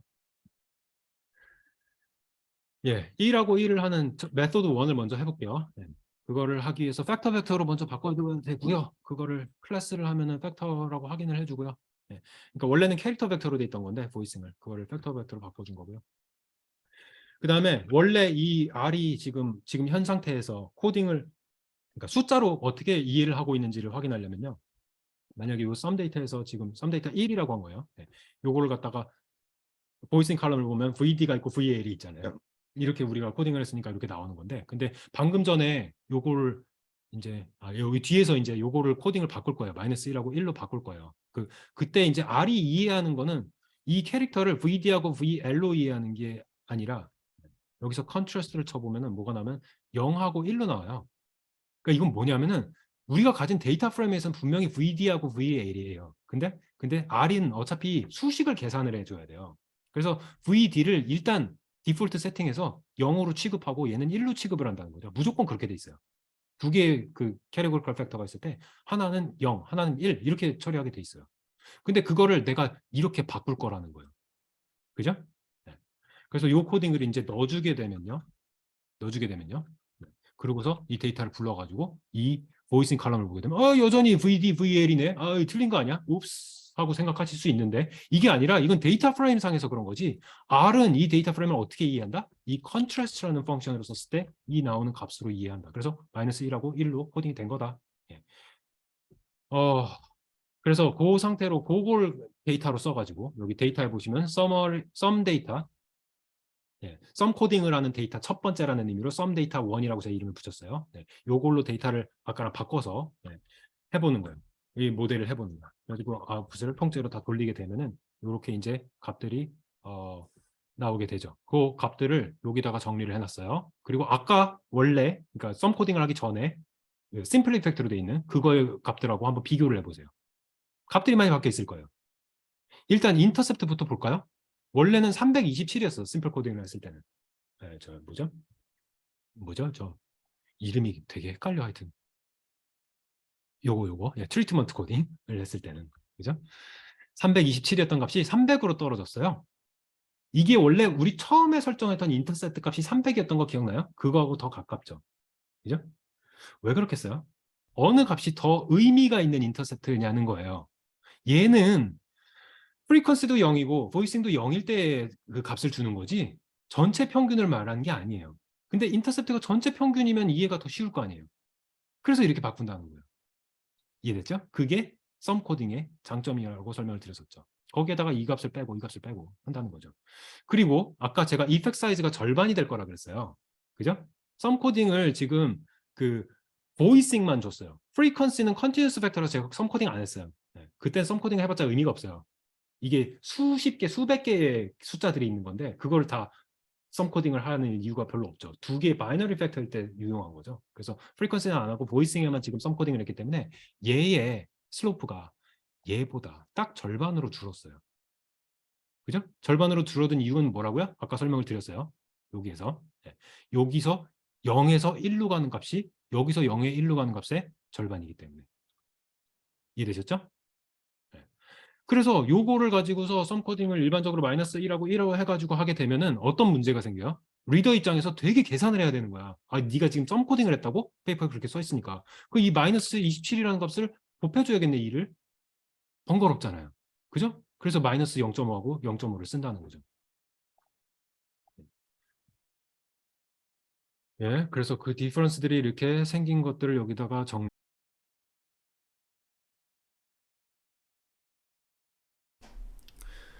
예, 그래서 두 모델의 차이점들을 여기다가 정리해 주는 걸 하나씩 살펴보면요. 처음에 일단 인터셉트의 차이를 한번 보죠. 아까 돌린 모델 여기 보시죠. 거기에 인터셉트는 327이었어요. 그게 아까 무슨 값이라고요? 요 값이잖아요. 예. 보이싱이 레퍼런스 컨디션으로 고정돼 있을 때, 그리고 프리퀀시도 0으로 고정돼 있을 때, 그때 이 327. 요건 별로 우리한테 중요한 값이 아니라서 그래서 보이싱을 썸 코딩을 했던 거죠. 예. 보이싱을 썸 코딩을 했기 때문에 예. 그러면 보이싱이 평균일 때, 보이싱이 중간에 있는 평균일 때, 그때의 값이기 때문에 요거랑 요거의 실선과 점선의 평균 정도에 걸치는 그때의 프리퀀시 0과 만나는 그 값을 달라는 거죠. 그게 바로 요 300이 좀 넘는 요 값이 나오게 된다는 거죠. 예, 이해가 되셨나요? 네. 그러면 프리퀀시는 또 어떻게 다르죠? 여기에 프리퀀시가 아까 돌렸던 모델에서는 마이너스 9점 몇이었는데 지금은 마이너스 7점 몇으로 떨어졌어요. 이건 또 왜 그렇죠? 예, 프리퀀시의 기울기는 지금 아까 마이너스 9.45라고 나왔던 거는 이거는 이 보이싱이 보이스드일 때 이 실선의 기울기였단 말이죠. 그리고 점선의 기울기가 있을 텐데 근데 우리가 보이싱을 썸 코딩을 해놨기 때문에 그 중간 요거의 기울기가 요거의 기울기의 그 중간 평균이 되는, 그러니까 보이스드가 0이고 보이스리스가 1일 때, 다시 말해서 0.5로 딱 됐을 때 수치상에서 거기서 나오는 그 기울기가 바로 이 약간 조정된 마이너스 7.85라는 값이 나오게 된다는 거죠. 됐나요? 네, 그래서 두 번째 요 차이도 확인을 한 거고요. 네. 그 다음에 보이싱 같은 경우에는 제가 그 기울기가 반으로 떨어질 거라고 했어요. 여기서 마이너스 55였던 게 마이너스 27로 떨어져 있는 거죠. 지금 정확하게. 이거는 왜 떨어진다 그랬죠? 네. 파워포인트에서 그 설명을 드렸듯이 네. 지금 썸 코딩을 이렇게 했기 때문에 여기서 여기로 내려가는 값, 이 0에서 1로 바뀌는 게 여기서 요 구간이란 말이죠. 그래서 그거의 기울기가 나타내는 y 값의 차이는 여기서 0에서 1로 갔던 거에 절반밖에 안 되기 때문에 그래서 55였던 여기 55였던 게 이렇게 55였던 게 27로 떨어진 거를 확인할 수가 있는 거죠. 네. 그 차이 때문에 이 인터랙션의 슬로프도 절반으로 줄어들게 돼요. 3.2였던 게 1.6으로 떨어지게 되는 거죠. 예. 그렇게 해가지고 이 정리를 이렇게 그 슬로프들이 달라지는 결과가 나온다는 걸 이해하시면 좋겠고요. 썸 코딩을 통해서요. 자, 그 다음에 이제 결국에는 제가 썸 코딩을 마이너스 1과 1로 하지 않고 마이너스 0.5와 0.5로 하는 게 더 좋은 이유를 설명을 드렸었어요. 그래서 그거를 이제 여기서부터 직접 해보게 되는 거죠. 이만큼을 코드를 한꺼번에 좀 돌려볼게요. 여기까지 돌리고 나서 제대로 코드가 들어가는지 확인을 하고요. 네, 보이스드가 마이너스로, 그리고 보이스리스가 0.5로, 플러스 0.5로 이렇게 들어간 거, 그거를 넣은 것을 이제 sum data 2라고 여기서부터 이제 부른 거예요. sum data 2 같은 데이터셋을 그냥 불러오는데 이름만 바꿔가지고 sum data 2에서는 코딩을 이런 식으로 했다는 거죠. 그래서 그걸 이제 이 모델 안에다 놓고, 똑같은 모델 안에다 놓고 그 모델을 이제 돌려서 그 아웃풋들을 이제 세 가지 모델을 놓고 한번 비교를 해보는 거예요. 이게 지금 방금 만든 모델 0.5짜리, 그리고 얘는 1짜리 썸 코딩 모델, 그리고 얘는 트리트먼트 코딩 모델이었던 거죠. 그래서 지금 요 전에 이거하고 이거는 비교를 했어요. 그러면 이제 요거하고 요거를 비교해 보면서 뭐가 다른지를 확인을 해보자는 거죠. 인터셉트는 300으로 똑같네요. 네. 그러니까 이거는 지금 썸 코딩을 한 거는 오로지 보이싱만 했어요. 이 모델도 그죠? 그리고 프리퀀시는 건드리질 않았어요. 그래서 프리퀀시가 0으로 고정되어 있을 때 이 중간에 나오는 요 인터셉트 값, 이게 될 거기 때문에 300이란 값은 똑같이 양쪽에 나오는 거죠. 기울기도 똑같아요. 왜냐하면 요 가운데 나오는 이 기울기를 했던 거니까, 그죠? 그것도 똑같고요. 근데 유일한 차이는 여기 있다는 거죠. 이거하고 인터랙션의 사이즈가, 매그니튜드가 절반으로 여기서 떨어졌던 것이 이 원래 매그니튜드를 보여준다는 거죠. 그럼 이제 이 모델을 가지고서 이제 해석이 조금 더 직관적으로 될 수 있는 거죠. 이 보이싱의 이펙트가 이게 55가 떨어졌다는 거는 그 프리퀀시 이펙트는 그냥 무시한 채로 네.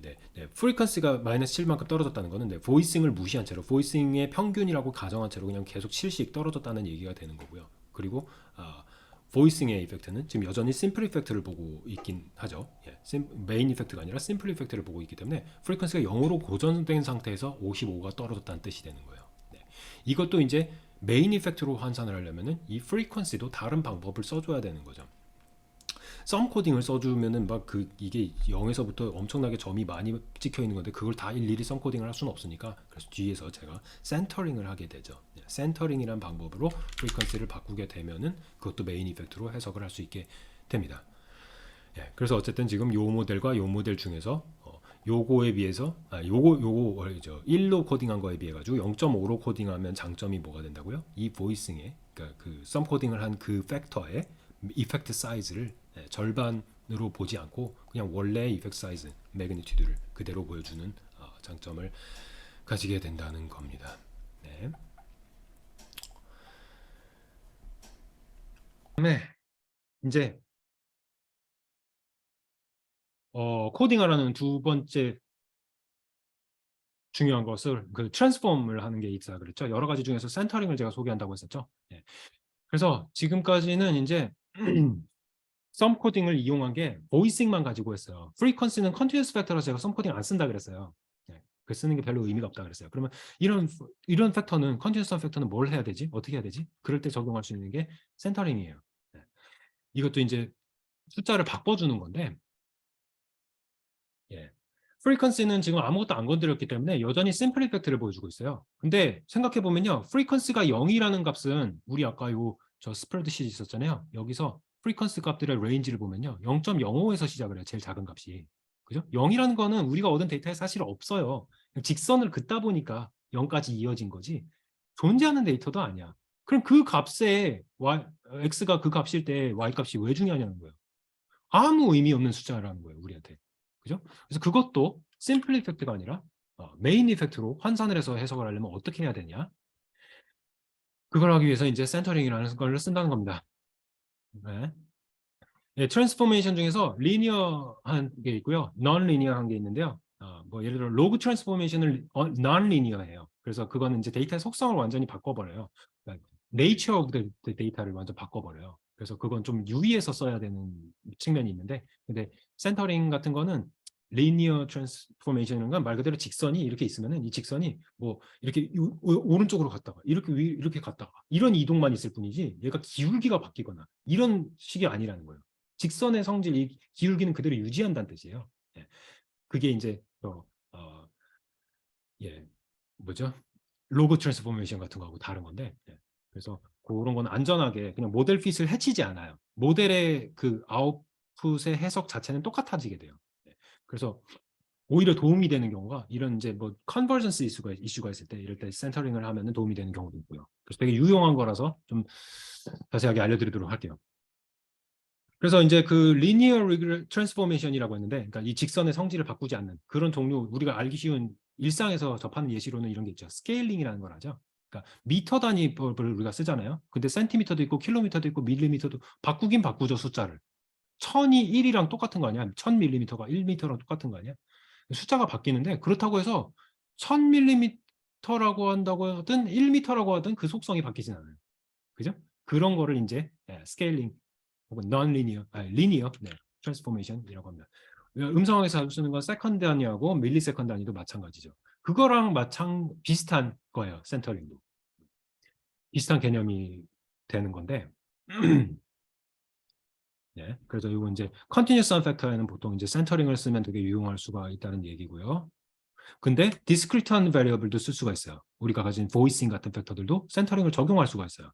그래서 예를 들어서 팩터들이 제가 되게 많이 모델에다 넣고 싶어. 그러니까 하이포테스 리서치에서 내가 중요하다고 가설을 세운 것들뿐만 아니라 뭐 컨트롤 팩터도 있을 수 있다고 넣을 수 있다고 제가 지난 시간에 말했었잖아요. 그래서 팩터들이 되게 많은데 어떤 거는 컨티뉴스고 어떤 거는 바이너리고 막 섞여 있어요. 그러면은 이런 경우가 생길 수 있어요.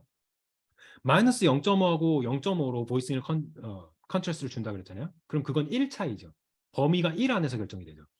근데 예를 들어 뭐 duration이야, word duration이야. 그러면은 vowel의 duration이야, vowel의 duration이야. 그러면은 짧으면 한 80ms일 수도 있고, 길면은 뭐 한 진짜 길게 하면 뭐 한 1초도 넘을 수 있는 거잖아요. 맘먹고 하면은 변동 폭이 다르다는 거예요. 그죠? 그러면은 같은 모델 안에서 계산을 했을 때 1의 증가가 x가 1만큼 증가하는 그 폭이 의미하는 바가 되게 다르죠. 그래서 fit이 안 좋아질 수가 있어요. 그죠? 그래서 제가 그럴 때 쓰는 방법은 전부 다 센터링을 하는 거예요. 바이너리, 캐리고리컬 팩터든 컨디션 팩터든 그냥 전부 다 센터링을 하는 것도 한 가지 방법이에요. 네. 근데 모델이 그렇게 복잡하지 않은 지금 같은 경우에는 그냥 바이너리 하나 있고 컨티뉴어스 하나 있는 그런 경우에는 바이너리는 썸 코딩을 하고, 그리고 저 뭐냐 프리퀀시는 네, 이 센터링을 하고, 네, 그렇게 두 가지를 바꿔 같이 사용하는 것도 한 가지 방법이에요. 어쨌든 간에 이 센터링을 그래서 왜 한다고 요약해서 말하면요, 한 가지는요, 방금 전에 썸 코딩에서 봤던 그 장점을 그대로 얘도 가져가요. 그래서 리그레션이 주는 그 코이피션트들, 슬로프 값들 특히, 그리고 인터셉트, 요 값의 의미가 명확해지고요. 그 다음에 두 번째로 그 방금 말했던 여러 가지 다른 속성을 가진, 다른 범위를 가진 데이터를 한꺼번에 같은 매그니튜드 사이즈를 놓고서 상대적으로 비교할 때 용이해져요. 그래서 쓰는 두 가지 목적이라고 일단 알아두시면 되고, 어떻게 하느냐? 방법은요, 이렇게 하는 거예요. 평균 값을 빼줘요. 각각의 데이터 포인트에서. 각각의 데이터 포인트에서 평균 값을 다 뺀 값이에요. 그럼 만약에 어떤 특정 데이터 포인트가 평균하고 똑같은 값이 나왔다고 칩시다. 그러면 이 값을 계산을 하면 몇이 돼요? 0이 되죠. 그죠? 뭐라고요? 0이 의미하는 바가 뭐라고요? 센터링을 하게 되면 0이 의미하는 바가 뭐라고? 평균이 된다고요. 그럼 마이너스 값이 의미하는 바는 뭘까? 그 관찰 값이 평균보다 그만큼 작았다는 뜻인 거죠. 그죠? 플러스 값은 그만큼 컸다는 뜻이고. 그래서 평균을 중심으로 얼만큼 멀리 떨어져 있느냐, 마이너스 쪽으로 혹은 플러스 쪽으로, 이걸 의미하는 숫자들로 바꿔주는 게 센터링이에요. 네, 이해되셨나요? 그걸 하기 위해서 일단 데이터를 이거 다 청소하고 해도 되던가? 잘 기억이 안 나네. 그냥 일단 갑시다.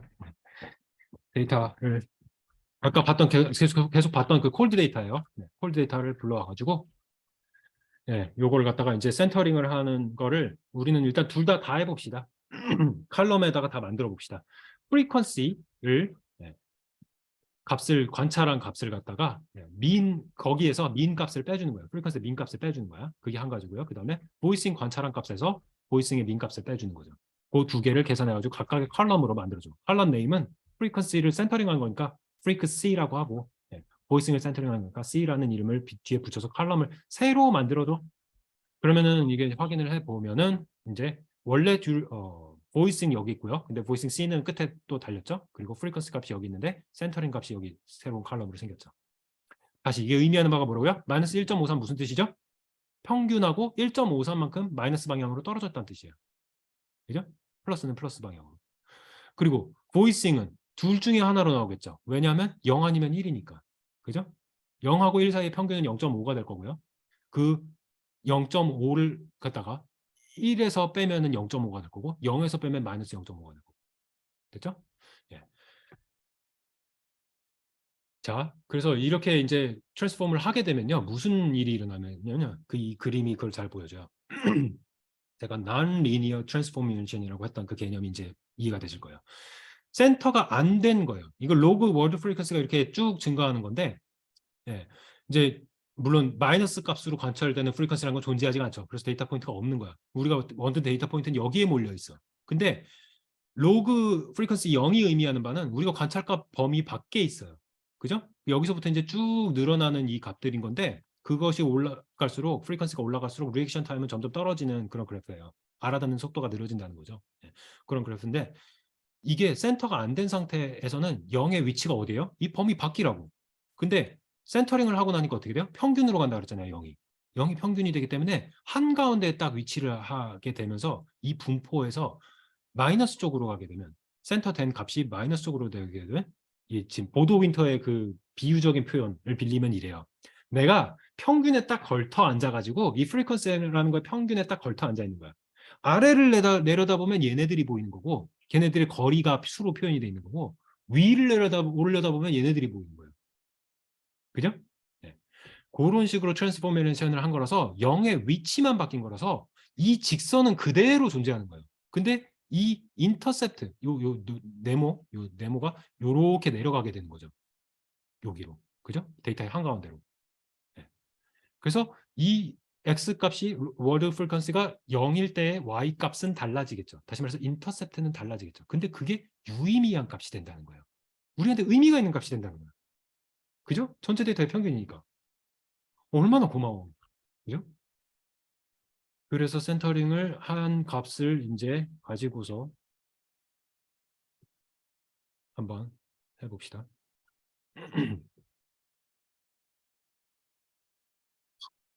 네, 그 설명들을 여기다 제가 방금 한 말들을 여기다 다 써놨고요. 예, 그래서 이제 모델링으로 바로 가봅시다. 두 가지 모델을 만들어 볼게요. 맥스 3 아까 만들었던 최적 값 그 랜덤 이펙트 스트럭처를 가진 거 그거 그대로 여기다 넣을 건데 뭘 바꾸냐면은 요거 네, 보이싱을 센터된 값 방금 데이터 프레임에 여기 만들었잖아요. 요거를 하나만 넣고 프리퀀시 그대로 놔둔 모델을 하나 만들 거고요. 그 다음에 둘 다 센터된 모델로 만들어 볼게요. 그래서 1번, 2번 해가지고 둘 다 한꺼번에 돌릴게요. 그러고서 이제 서머리를 이거 펑션 써가지고 또 돌려보세요. 그러면 이제 마우스는 제가 여기다 정리를 해놨어요, 미리. 네. 그래서 1번 모델, 방금 한 1번 모델하고 2번 모델, 예, 아웃풋이 비교가 돼 있어요. 1번 모델, 그러니까 보이싱만 센터된 그걸 보면요. 아까 인터셉트 300 똑같죠? 그죠? 그리고 프리퀀시 얘도 똑같을 거예요. 예, 똑같죠. 안 건드렸으니까. 그리고 보이싱도 똑같을 거예요. 그러니까 아까는 썸 코딩을 했던 거랑 똑같다는 거예요. 센터링을 해도 썸 코딩한 거랑 똑같은 값이 나온다는 거예요. 왜냐하면은 썸 코딩의 목적도 인터셉트를 평균에다 갖다가 놓는 거였고 지금 센터링의 목적도 같은 거기 때문에 이 값이 똑같이 나올 거라는 거예요.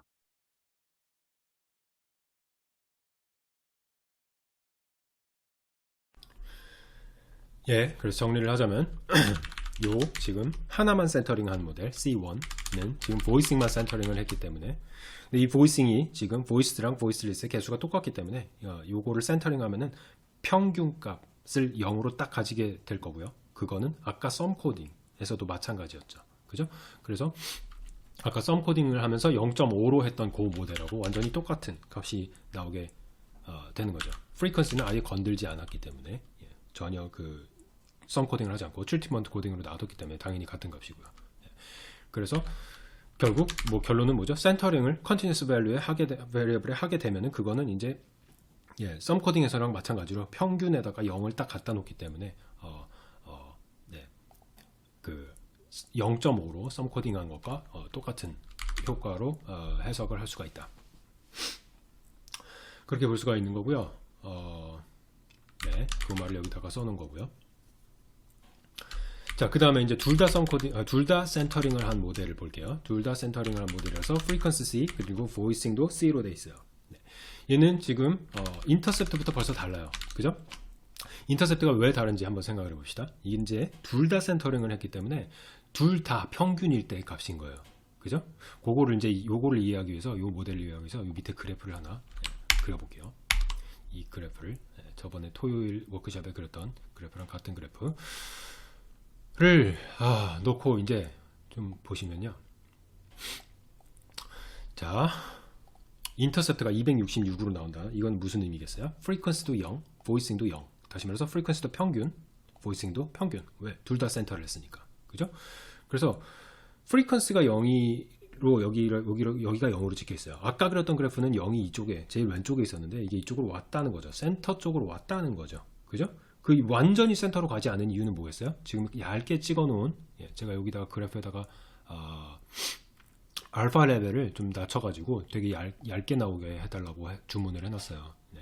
어디다 써놨냐? 지금 포인트 알파 여기지? 그죠? 0.5로 포인트를 찍긴 찍는데 얇게 써놓으라 그런 거야. 그게 왜 제가 일부러 써놨겠어요?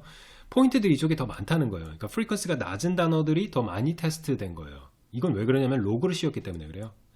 자세한 얘기는 그냥 건너뛰고 어쨌든 이쪽에 데이터 포인트가 많기 때문에 평균이 이쪽으로 몰린다는 거예요. 왼쪽으로. 그죠? 그래서 완전 센터가 아니라 약간 왼쪽으로 몰린 곳에 0이 찍히게 되는 거예요. 프리퀀시의 평균이 여기에 찍히게 되는 거죠. 그리고 얘만 평균일 뿐만 아니라 보이싱도 평균이라야 된다고요. 보이스랑 보이스리스의 딱 중간 정도. 그래서 제가 빨간 선을 그린 거예요. 네. 그 중간의 선으로 빨간 회귀 직선을 그렸을 때 요 0에서 이렇게 올라가서 만나는 요 지점, 여기에 y 값이 바로 이 266. 둘 다 센터링한 모델의 인터셉트가 된다는 거죠. 그거는 얘하고 다르죠. 그죠? 얘는 프리퀀스가 센터되지 않은 모델이니까. 여기서부터 이제 계산이 시작되는 거예요. 여기서 266이 나왔잖아요. 그러면 프리퀀시는 여기서부터 이제 하나씩 떨어질 때마다 올라갈 때마다 프리퀀시가 1씩 올라갈 때마다 기울기가 조금씩 내려갈 텐데 여기서 떨어졌던 기울기보다 당연히 낮게 떨어지겠죠. 완만하게 떨어지겠죠. 네, 그 값이 마이너스 7.85가 여기랑 아까 똑같이 0.5로 썸 코딩을 했던 거랑 똑같이 나오게 되는 거죠. 그죠? 그리고 보이싱 이펙트는 어떨까요? 네, 보이싱 이펙트는 지금 여기하고 또 다르게 나오죠. 왜냐하면은 보이싱의 이펙트를 보려면은 프리퀀시가 0으로 센터된 0으로 고정돼 있고 그래서 여기서 이렇게 올라가 가지고 그죠?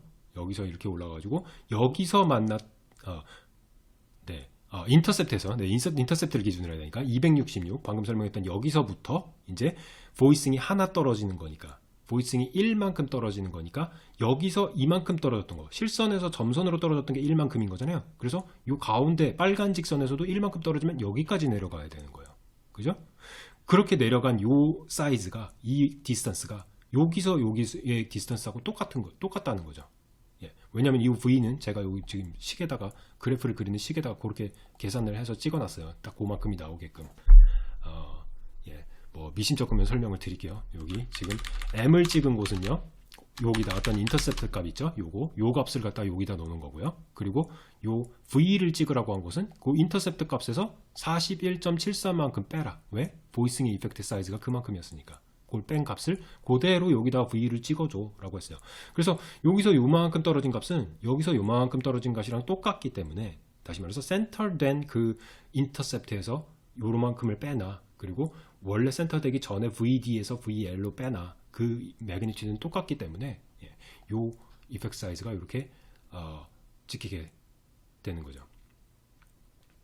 그죠? 이해가 되셨죠? 그 여기서의 값하고는 다르죠. 왜냐하면 여기서의 값은 이 값은 프리퀀시가 센터되기 전에 0에서 측정된 값이었기 때문에 그러니까 여기가 0이었던 거죠. 원래 요 끝이 0이었던 거죠. 여기서 차이가 55였던 건데 근데 지금 보고 있는 이 보이싱의 이펙트는 센터된 0에서의 인터셉트에서 떨어진 값이니까 여기서 요만큼 떨어진 값이 되는 거죠. 그죠? 지금 여기 요만큼 폭은 이만큼의 폭하고 다르다는 거예요. 이만큼이 더 크다는 거죠. 55 여기는 41 그죠? 그 차이가 이렇게 나타나게 되는 겁니다.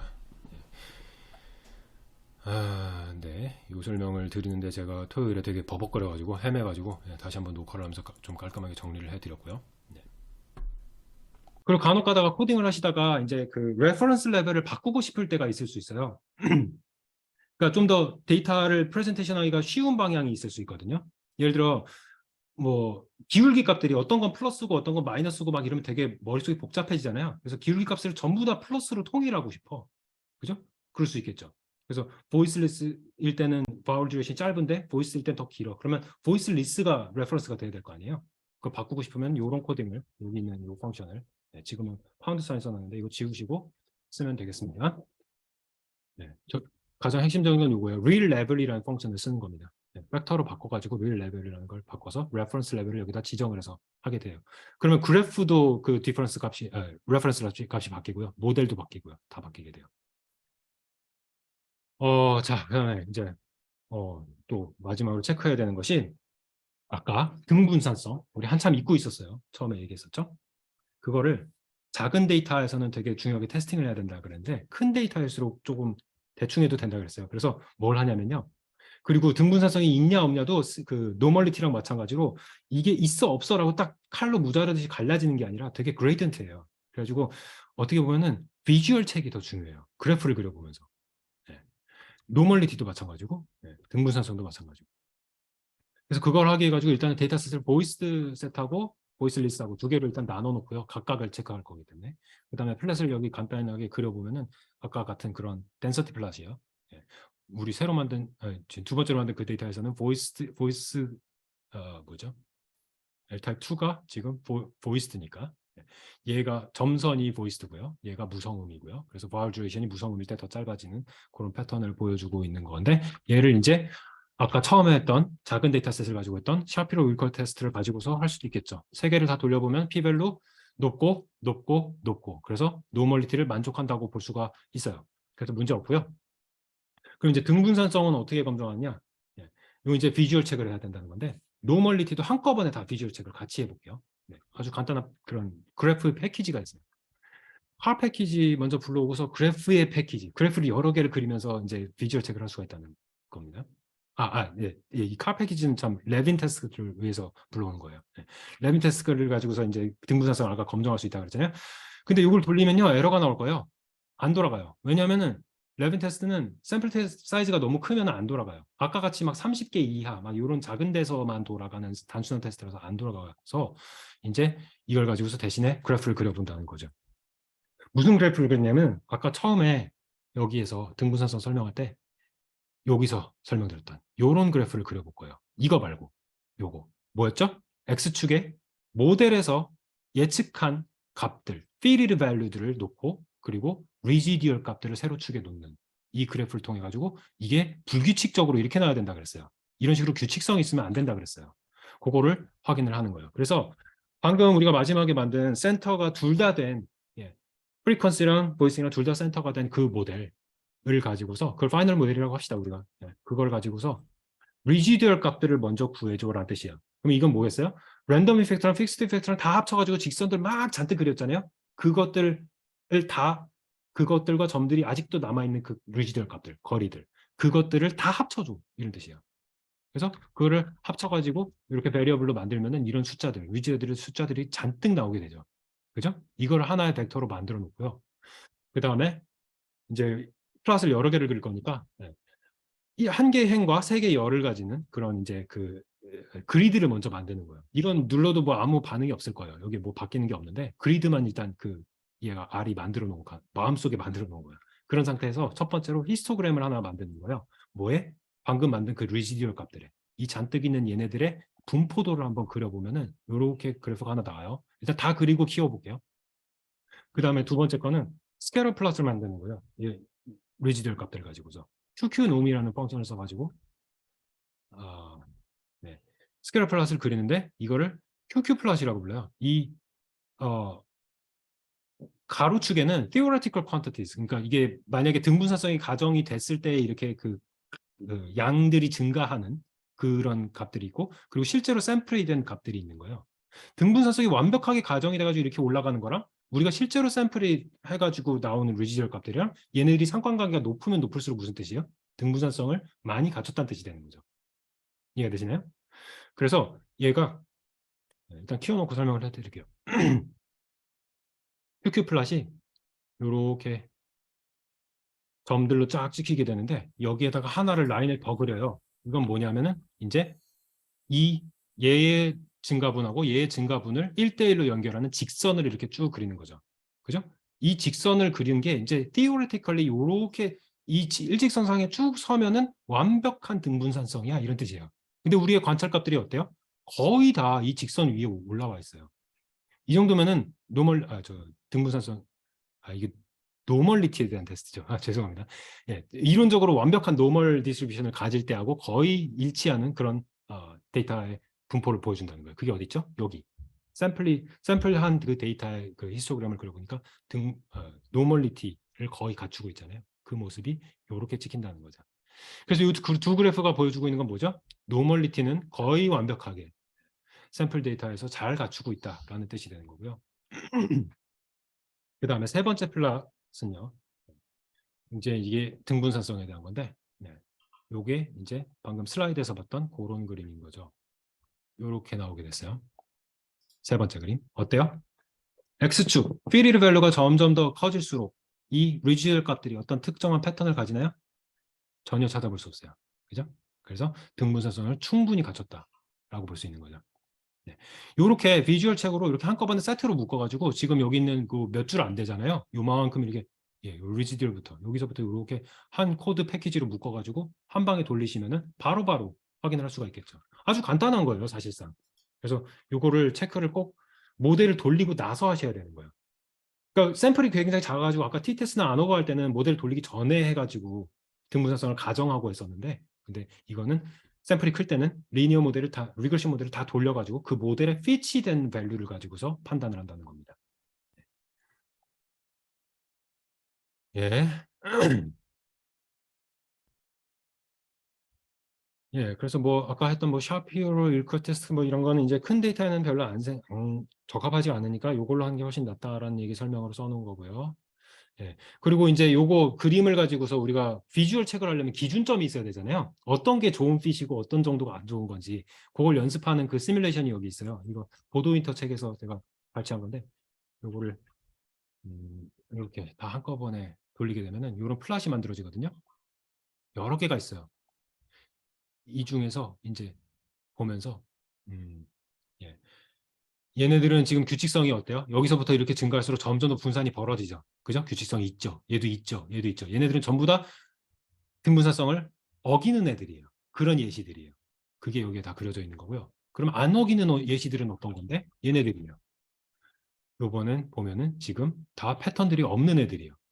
이게 지금 시뮬레이션을 하는 거기 때문에 이거를 한번 명령을 내릴 때마다 이렇게 묶어가지고 명령을 내릴 때마다 계속 포인트들이 바뀌어요. 근데 여기서는 등분사성을 지키는 애들만 계속 랜덤하게 만들어주고요. 그다음에 여기서는 안 지키는 애들만 계속 만들어줘요. 그래서 좀 연습 삼아 감을 잡아보시면서 기준점을 만들어 보시라고 이렇게 소개를 해 드렸어요. 예, 그래서 이제 스크립트의 내용은 다 다뤘고요. 뒤에 내용들은 이제 시간이 되면은 실제 그 연구 사례들을 좀 보여달라는 요청들이 또 많아가지고 좀 소개를 해드리려고 그랬는데 어떻게 할까요? 지금 일단 준비한 3시간은 딱 맞게 끝났거든요. 네, 점심시간 이후로 1시간 반을 더 한 거니까 딱 맞게 3시간이 됐는데 예, 여기서부터 이제 뭐 주로 제 연구들 가지고서 예, 리니어 모델을 어떻게 적용해가지고 어떤 코에피션트 값들이 실제로 나왔는지 그런 적용 사례들이에요. 네. 그래서 뭐 좀 궁금하신 분들은 뭐 계시면은 좀 간단하게 설명은 드릴게요. 뭐 그렇게 오래 걸릴 것 같지는 않아서. 네. 오래 걸릴 수도 있겠다. 실험 배경을 설명해야 돼서. 예. 요 첫 번째 스터디만 좀 자세하게 설명드릴게요. 두 번째 것부터는 대충 설명드릴게요. 이거는 제 박사 논문에 있었던 그 첫 번째 실험하고 두 번째 실험인데 네, 그거 이제 페이퍼로 나온 거는 저희 지도 교수님하고 같이 나온 거고, 요건 제 디서테이션이고, 같은 내용이 2번 보고가 됐어요. 근데 제 디서테이션에 훨씬 더 자세하게 통계적 기법이 서술돼 있으니까, 뭐 궁금하시면 한번 보시는데, 실험 내용은 뭐냐면요. 여기 꿀잼 같은 한국어의 영어 월드들이 있어요. 젊은 사람들만 주로 쓰고 나이 든 사람들 거의 안 쓰는. 또 반대로 한국어는 세대 격차가 되게 커요. 단어 사용이. 그래서 뭐 어멈, 얘들아는 아닌가? 네. 이놈, 뭐죠? 여보게, 자네, 뭐 하여튼 많아. 나이 드신 분들만 쓰는데 젊은 사람이 절대 안 쓰는 복덕방 뭐 이런 말들. 그죠? 그래서 얘네들은 월드인가. 그래서 그걸 점수를 매긴 거예요. 월드 에이지를 준 거예요. 네. 그걸 이제 뭐 서베이를 통해 가지고 점수를 여러 가지 방법으로 계산을 해 가지고 미리 다 준비를 했어요. 그래서 꿀잼은 마이너스 2점, 가장 영 단어고요. 어멈은 가장 올드 단어예요. 네. 2점인 건데 그 사이에 이제 컨티뉴스 베리블로 월드 에이지가 잔뜩 있는 한 수백 개의 아이템이 있는 거예요. 이걸 가지고 이제 렉시컬 디시전 테스트를 한 거예요. 네. 데이터의 속성도 뭐 여러 가지로 보고 싶다 그래가지고 퍼셉션 테스트도 가져온 거예요. 월드 레코그니션 테스트인 거죠. 그래서 그거의 단어를 알아듣는 리액션 타임을 여기서 이제 Y축에다 놓은 거예요. 그 리액션 타임이 어떻게 나타나는지를 그래프로 보여주는 건데 꿀잼, 녹색 단어로 이렇게 가까워질수록 어떤가요? 이게 지금 non-linear regression을 그려놨지만 이걸 만약에 직선을 그린다면은 기울기가 한 요 정도 나오겠죠. 직선으로 그린다면. 그죠? 그래서 꿀잼이라는 단어로 갈수록 어멈에 비해서 반응 속도가 짧다. 그 얘기는 뭐다? 빨리 알아듣는다. 왜냐하면 대학생들을 데리고 실험을 했거든요. 대학생들에게 친숙한 단어니까 어멈에 비해서 꿀잼이 훨씬 더 친숙한 단어니까 빨리빨리 알아듣는 거죠. 그럼 이 굴곡은 왜 생기느냐? 이건 워드 듀레이션 때문에 그래요. 마침 제가 수집한 단어들이 여기에 좀 긴 단어들이 많았어요. 내음절짜리 뭐 이런 것들. 예. 그래서 여기에 좀 리액션 타임 더 걸렸던 거죠. 그리고 여기 짧은 단어들이 많았던 거죠. 그래서 그런 것들을 다 팩터들을 걸러내기 위해서 여기 이제 모델을 이렇게 짠 거예요. 예. 이거를 이제 워드 에이지의 팩터, 메인 이펙트를 제대로 계산하려면 이 듀레이션도 같이 계산을 해야 된다는 거죠. 그래서 이 컨트롤 팩터야, 여기 있는 줄들은. 네. 컨트롤 팩터들이고, 리서치 퀘션은 뭐였냐면 요거 세 개에 대한 거예요. 토커 에이지가 말하는 사람이 나이가 몇이냐에 따라 가지고 이 단어들을 알아듣는 반응 속도가 달라질 거라는 거죠. 어떻게 되겠어요? 꿀잼은 누가 말해야지 빨라질까요? 젊은 사람들의 목소리, 남자든 여자든 해야지 빨라진다는 거죠. 그다음에 어멈은 나이 든 사람의 목소리를 해야지 제 맛이 사는 거야. 젊은 사람이 대학생 목소리로 어멈 이러고 앉아 있으면 뭔 말인지 알아듣는데 시간이 좀 더 걸린다는 거예요. 이론적 해석의 의미는 뭐 지금 설명 안 드릴게요. 네, 재밌는 얘기긴 한데 어쨌든 그것이 지금 이 그래프에서 보이죠. 인터랙션이 있는 거예요. 뭐죠? 요 토커 에이지와 월드 에이지의 인터랙션으로 보여요. 왜냐? 이쪽 단어로 갈수록 지금 여기서 크로스오버가 생기긴 했지만 이쪽으로 갈수록 녹색 선 토커가 영걸 토커일 때 리액션 타임이 더 빠른 거죠. 근데 여기선 뒤집힌 거죠. 다시 말해서 토커 에이지가 됐든 월드 에이지가 됐든 서로가 무엇이냐에 따라 가지고 달라진다는 거죠. 그게 인터랙션이 시그니피컨트 해 보이나요? 이 그래프를 보면서 여기도 보세요. 이게 첫 번째 실험이고 이게 두 번째 실험인데요. 모드를 바꿔서 했어요. 여기서는요. 스피커를 올드 스피커만 주구장창 먼저 다 들려준 다음에 영걸 스피커를 나중에 들렸어요. 다시 말해서 스피커의 에이지를 블락킹을 한 거죠.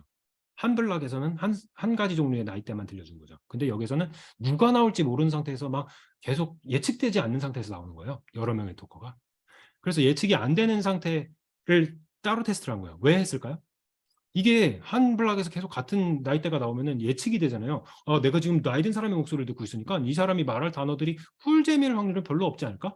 꿀 하는 동안에 들리는 동안에 에이 그게 설마 꿀잼이겠어? 이런 예측들 때문에 이 효과가 나왔을 수도 있잖아요. 그죠? 그래서 그걸 없애기 위해서. 그러니까 소리가 들리는 즉시 꿀 했는데 이게 꿀차인지 꿀잼인지 아직 모르는 상태에서 꿀차는 좀 올드 냄새가 나니까 꿀잼으로 먼저 액티베이션이 생기지 않겠냐. 그걸 체크하기 위해서 이거를 하고 이걸 랜덤한 걸 해가지고 둘이 비교를 한 거예요. 그러면은 원래 한 실험, 각각의 실험에서는 투웨이 인터랙션이 있는 거예요. 뭐죠? 토커 에이지와 월드 에이지의 투웨이 인터랙션, 방금 설명드린 그 인터랙션이 있는 건데 그게 모드에 따라서 혹시 달라지는지가 중요한 거예요. 리서치 현상에서 제가 보고 싶었던 거는 얘 투웨이 인터랙션이 각각 실험에서 나올 뿐만 아니라 얘네 둘의 그 인터랙션이 그 모드가 달라짐에 따라 가지고 변함없이 유지돼야 되는 거죠. 그러면 또 한 가지 중요한 프레딕션이 뭐가 되는 거야? 얘가 되는 거죠. 스트리웨이 인터랙션이 있으면 되겠어요? 안 되겠어요? 안 되는 거죠. 무의미해야 되는 거죠. 그래서 이 그래프를 보시면서 연습 삼아서 한번 여기다가 넣어보시라고 제가 이 면접 문제를 넣어드린 거예요. 그래서 이 S메디 칼럼에다가 이 슬로프를 정확하게 계산할 수는 없으니까 플러스인지 마이너스인지만 예측을 해보라는 거죠. 노란색으로 표시한 중요한 팩터들, 나머지 컨트롤 팩터들 빼고, 그죠? 그걸 한번 연습 삼아서 한번 그래프만 보시면서 한번 판단을 해보세요. 네. 네, P-밸류도 뭐 시그니펀트 할지 안 할지 뭐 그것도 이것만 보고 알 수는 없지만 뭐 한번 때려 맞춰 보시라는 거죠. 그리고 밑에 있는 정답하고 한번 비교를 해 보시라는 거예요. 네. 실제로 이제 중요한 것들, 3A는 유의미하지 않았고요. 제가 방금 말했던 대로. 그리고 2A 인터랙션, 얘가 유의미하게 나왔기 때문에. 예, 그리고 각각의 실험에서도 나왔기 때문에. 그래서 졸업을 할 수가 있었죠. 그렇고 그다음에 여기서도 이제 그러니까 여기서 이제 그 이걸 소개드리는 이유가 뭐겠어요? LMER을 어떻게 적용할 건지를 한번 이 모델 핏의 스트럭처에 대해서 한번 생각을 해보시라는 거죠. 특히 이 부분, 리서치 퀘스천과 직접적으로 관계된 이 세 가지 요인들을 어떻게 코딩을 했으며 또 그 사이에 인터랙션이 의미하는 바가 무엇이며 이런 것들을 많이 보실수록 본인의 실험을 설계하실 때 그리고 분석하실 때 응용력이 높아질 거예요. 그리고 컨트롤 팩터로 들어갈 수 있는 거. 워드 듀레이션이 길어질수록 리액션 타임은 짧아질 수밖에 없는 거고. 그죠? 리서치 퀘스천과 직접적으로 연관이 안 됐어도 얘네들은 모델 안에 들어갈 근거가 이론적으로도 있고 통계 핏으로도 적합하기 때문에 들어가는 거고. 토커 젠더 이펙트도 있었기 때문에 넣은 거고. 통계적 설명력을 위해서. 트라이얼 오더는 어떻겠어요? 1번 트라이얼부터 한 368번 트라이얼까지 가는 동안에 점점 더 얘네들이 학습 효과가 생겨요. 목소리에 점점 더 익숙해질 거고 그 사람의 발음 패턴에 익숙해질 거기 때문에 리액션 타임이 조금씩 증가해요.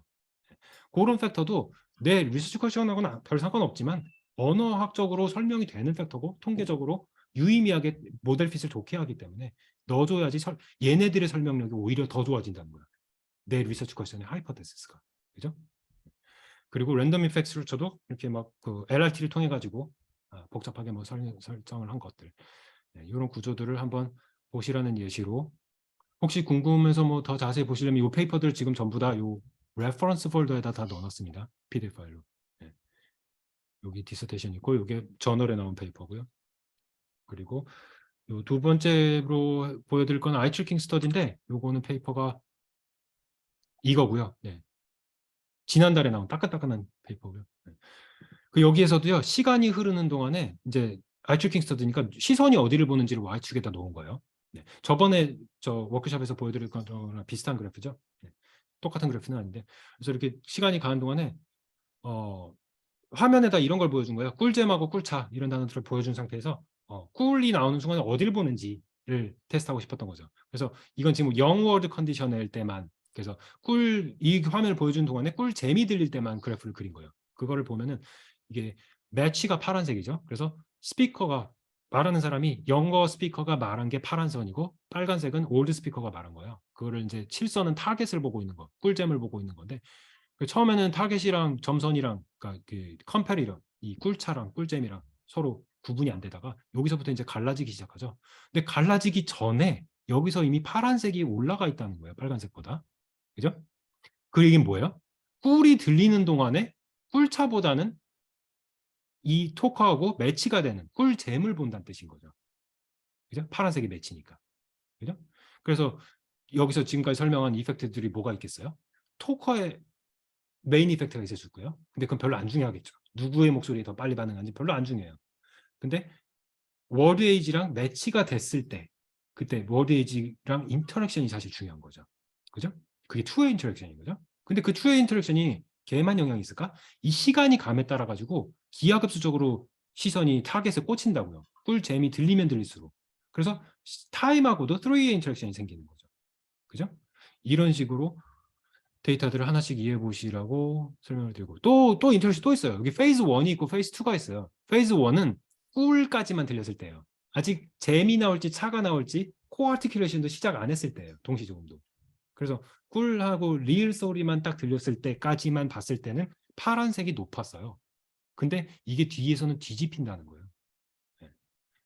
그래서 요것도 뭐 이론적으로는 뭐 이런저런 제가 해석을 덧붙였는데 뭐 하여튼 지금 설명드릴 필요는 없고 인터랙션에서 지금 적어도 4가지가 서로 다 상호작용을 하고 있는 것들이 보이고 있는 거죠. 예. 마지막 스터디 뭐 이거는 소개 드리는 것보다 이건 페이퍼가 짧으니까 혹시 뭐 궁금하시면 조음 스터디거든요. MRO 한 거. 그거는 여기 있고요.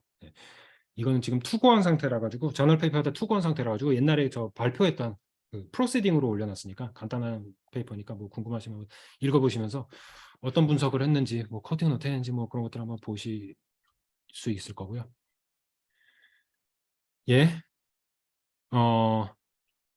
예. 이제 남은 이슈들 중에서 요거는 제가 오늘 좀 설명을 드리려다가 시간이 없어가지고 지금 얘기를 못 했는데 뭐 간단하게 한번 봅시다. 저번에 워크숍 때 여름 워크숍 때 제가 대학원생하고 같이 했던 스터디가 얼마 전에 이제 페이퍼로 나왔거든요. 그래서 여기에서 이제 연구 그 설계를 알고 계시니까 그러면 이거를 한글로 썼어요. 한글로 써가지고 더 이해하시기 쉬울 테니까 보시면서 요 워딩들을 살펴보시라고 제가 하이라이트를 해놨어요.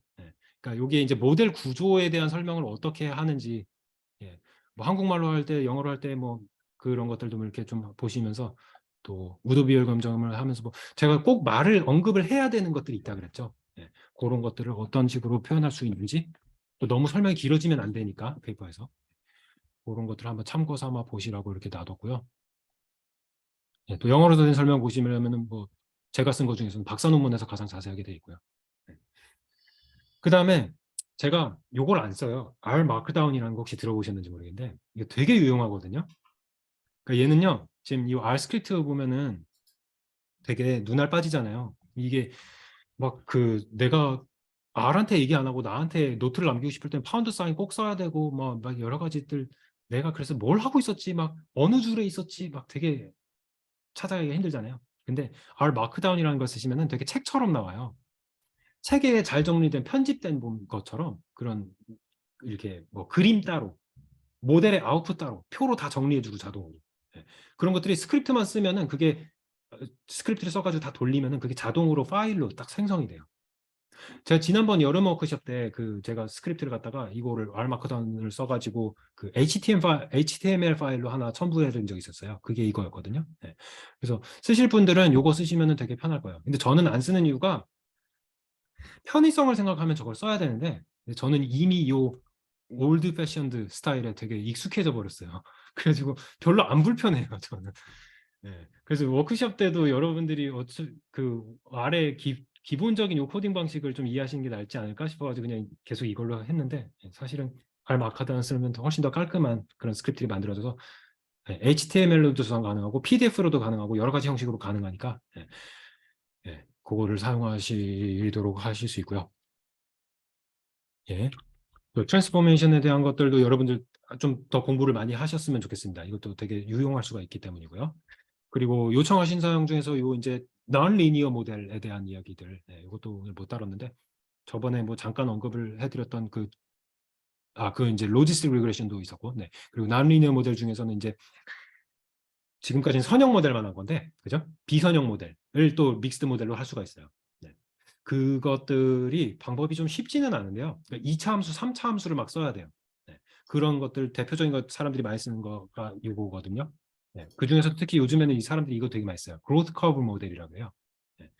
2차 방정식을 쓰면은 이제 요런 식으로 혹은 요런 식으로 곡선이 휘는 거를 한 번 휘는 거를 표현할 수가 있고요. 그다음에 아까 아이트킹 데이터 같은 거, 요런 거는 엄밀히 말하면은 여기서 한 번 꺾이고 여기서 한 번 더 꺾이는 거예요. 그래서 이건 3차 방정식으로 곡선 방정식을 썼을 때 모델 핏이 가장 좋아져요. 그래서 특히 이제 그런 non-linear 데이터를 다루시는 분들은 좀 나중에 더 공부를 해보시기를 바란다는 의미로 정리만 해드리고요. 또 이것도 저번 시간에도 언급했지만, 그 컨버전스 이슈가 아예 없어지게 하면서 또 그 확률적으로 되게 설명력을 높이는 베이지언 모델이라는 걸 믹스드 모델을 또 할 수가 있다라고 했었죠. 그걸 할 수 있게 해주는 패키지도 또 따로 있고요. 그리고 GLMER, 로지스틱 리그레션은 이제 디펜던트 메저가 컨티뉴스가 아니라 캐테고리컬 때, 바이너리일 때, 이거냐 저거냐일 때 쓰는 거라고 말씀을 드렸었죠. 그걸 이제 로지스라는 펑션으로 바꿔줘가지고 수학적인 모델링이 되게 복잡해져요. 그래서 그런 메커니즘은 이해하기가 되게 어려운데, 근데 R에서 실행을 할 때는 굉장히 간단하다고 제가 말씀을 드렸었죠. 명령어를 LMER이 아니라 GLMER로 바꾸고, 그리고 옵션에서 추가 한마디만 써주면 된다고 설명을 드렸었죠. 바이노미얼이라고 지정을 하더라고. 그렇게 했었죠. 이런 것들은 이제 시간이 되시면 천천히 더 심화 과정에서 각자 학습을 하시는 걸로 하고요. 이제 마지막으로 한마디만 드리고 이제 수업 끝내도록 할게요. 그래서 결론적으로 혼합명령을 왜 해야 되냐에 대해서 좀 결론 좀 정리를 제가 가지고 있는 좀 신념을 말씀드리고 싶어서 한번 비교를 해봅시다. 전통적 이론이라는 언어학 이론에서 우리 전통적 이론에는 대표 선수가 제너러티브 포널라지잖아요. 거기서 막 룰 베이스된 그런 이제 폼으로 막 이렇게 그 변형해가지고 아웃풋 폼을 막 만들어내는 그런 모델링. 그것도 일종의 모델링인 거잖아요. 근데 요즘에 나오는 심리언어적인 그런 모델링. 여기다 제가 반대로 써놨네. 왜 이렇게 정신이 없냐? 네, 요렇게 써야죠. 전통적 혁명이라는가 아니면 이렇게 써야죠. 비교를 해보자는 거죠. 언어학적으로도 전통적 이론에서는요, 이 통계 모델하고 비슷한 거예요. 이 아노바나 T-테스트처럼 어떤 일정한 룰이라는 거, 그러니까 포널로지컬 인바이러먼트가 뭐냐에 따라 가지고 주변에 오는 소리가 뭐냐에 따라 가지고 룰로서 도출하는 그런 단순한 어떤 뭐랄까요, 포뮬라를 제공을 했던 거죠. 근데 알고 보니까 그게 다가 아니라는 거잖아요. 요즘에 이거는 포네틱 variability 뭐 이런 키워드들이 되게 중요하잖아요. subcategorical phonetic detail, 혹은 individual variability, probabilistic approach, 뭐 모델링에서 그죠? 또 multifaceted 뭐 이런 말들이 너무 중요한 거는 뭐겠어요? 어떤 문법이라는 게 이 안에서 굴러가는 방식이 룰대로만 되는 게 아니라 결국에는 예외들이라고 옛날에 치부해버렸던 것들, 그런 것들을 다 확률적으로 사실은 설명해 줄 수 있다는 게 지금 이론의 어떤 핵심 기조인 거잖아요. 그것이 통계에서도 마찬가지라는 거죠. 그걸 제대로 이론적으로 설명을 하려면은 이 통계 방법론에서도 간단한 모델링을 써가지고 하는 거는 설명력이 그만큼 없는 거고, 여러 가지 요인들을 아까 제가 컨트롤 팩터들 막 이렇게 섞어가면서 여기 모델링 보시면은 이런 것들이 결정적으로 작용을 한다는 건 이미 언어학적으로 다 알려진 사실이니까 이런 것들을 다 같이 모델링을 했을 때 다양한 팩터들을 한꺼번에 설명하는 일종의 모델 자체가 이론이 될 수 있다는 거죠. 제 모델이 완벽하다는 뜻은 아닙니다, 절대. 이것을 고려를 하는 방향으로 학문이 흘러갔을 때, 통계적 적용 방법을 적용을 했을 때 이론도 함께 성장을 할 수 있다는 뜻이 되는 거죠. 그죠? 특히 이제 어떤 사이클링스 모델링을 하는 사람들은 이런 익스페리먼트 데이터를 보면서 참고하면서 모델링의 팩터로 넣을 테니까 그걸 통해서 알고리즘이 만들어지고 이런 빅스비든 뭐든 이런 것들을 공학자들이 만들고 할 수 있는 거니까. 그죠? 그런 의미에서 되게 통계적인 정밀성이라는 게 단지 그냥 방법론적인 이슈라고 저는 생각하지 않는, 방법론 자체가 이론으로 이어진다라는 겁니다. 네. 그리고 이제 이것을 분석하는 방법들을 점점 기르시는 유일한 대안은 지금 오늘 같은 이런 통계 수업 별로 도움 안 될 수도 있어요. 결국에는 이거 여기서 다 이해해봤자 까먹을 거거든요. 본인의 연구에서 적용을 하면서 하나씩 하나씩 자기 걸로 흡수할 때 되는 거라서 반드시 연습을 많이 하시기 바라고요. 물론 혼합명이 필요하지 않은 경우 있습니다. 어떤 경우죠? 되게 로버스트한 이펙트예요. 뻔할 뻔짜. 그죠? 그래서 아누바로 하든 티테스트로 하든 무조건 그냥 결국 시그니피컨스 하냐 아냐 그게 중요한 거라면은 뭐 하셔도 돼요. 다른 걸로 하셔도 돼요. 혹은 베리어빌리티가 거의 없는 거. 그래가지고 인터셉트, 슬로프 이런 거 달라고 하면 빡치는 거 모델이. 그런 경우에는 오히려 다른 모델 방식을 하는 게 더 나을 수도 있죠. 그러면 여기까지 이야기를 정리하도록 하고요. 오늘 제가 되게 뭐 정신이 좀 컨디션이 안 좋아서 그런지 말실수도 많이 하고 왔다 갔다 해가지고 좀 죄송합니다. 시간도 좀 그것 때문에 더 길어진 것 같네요. 수고들 많이 하셨고요.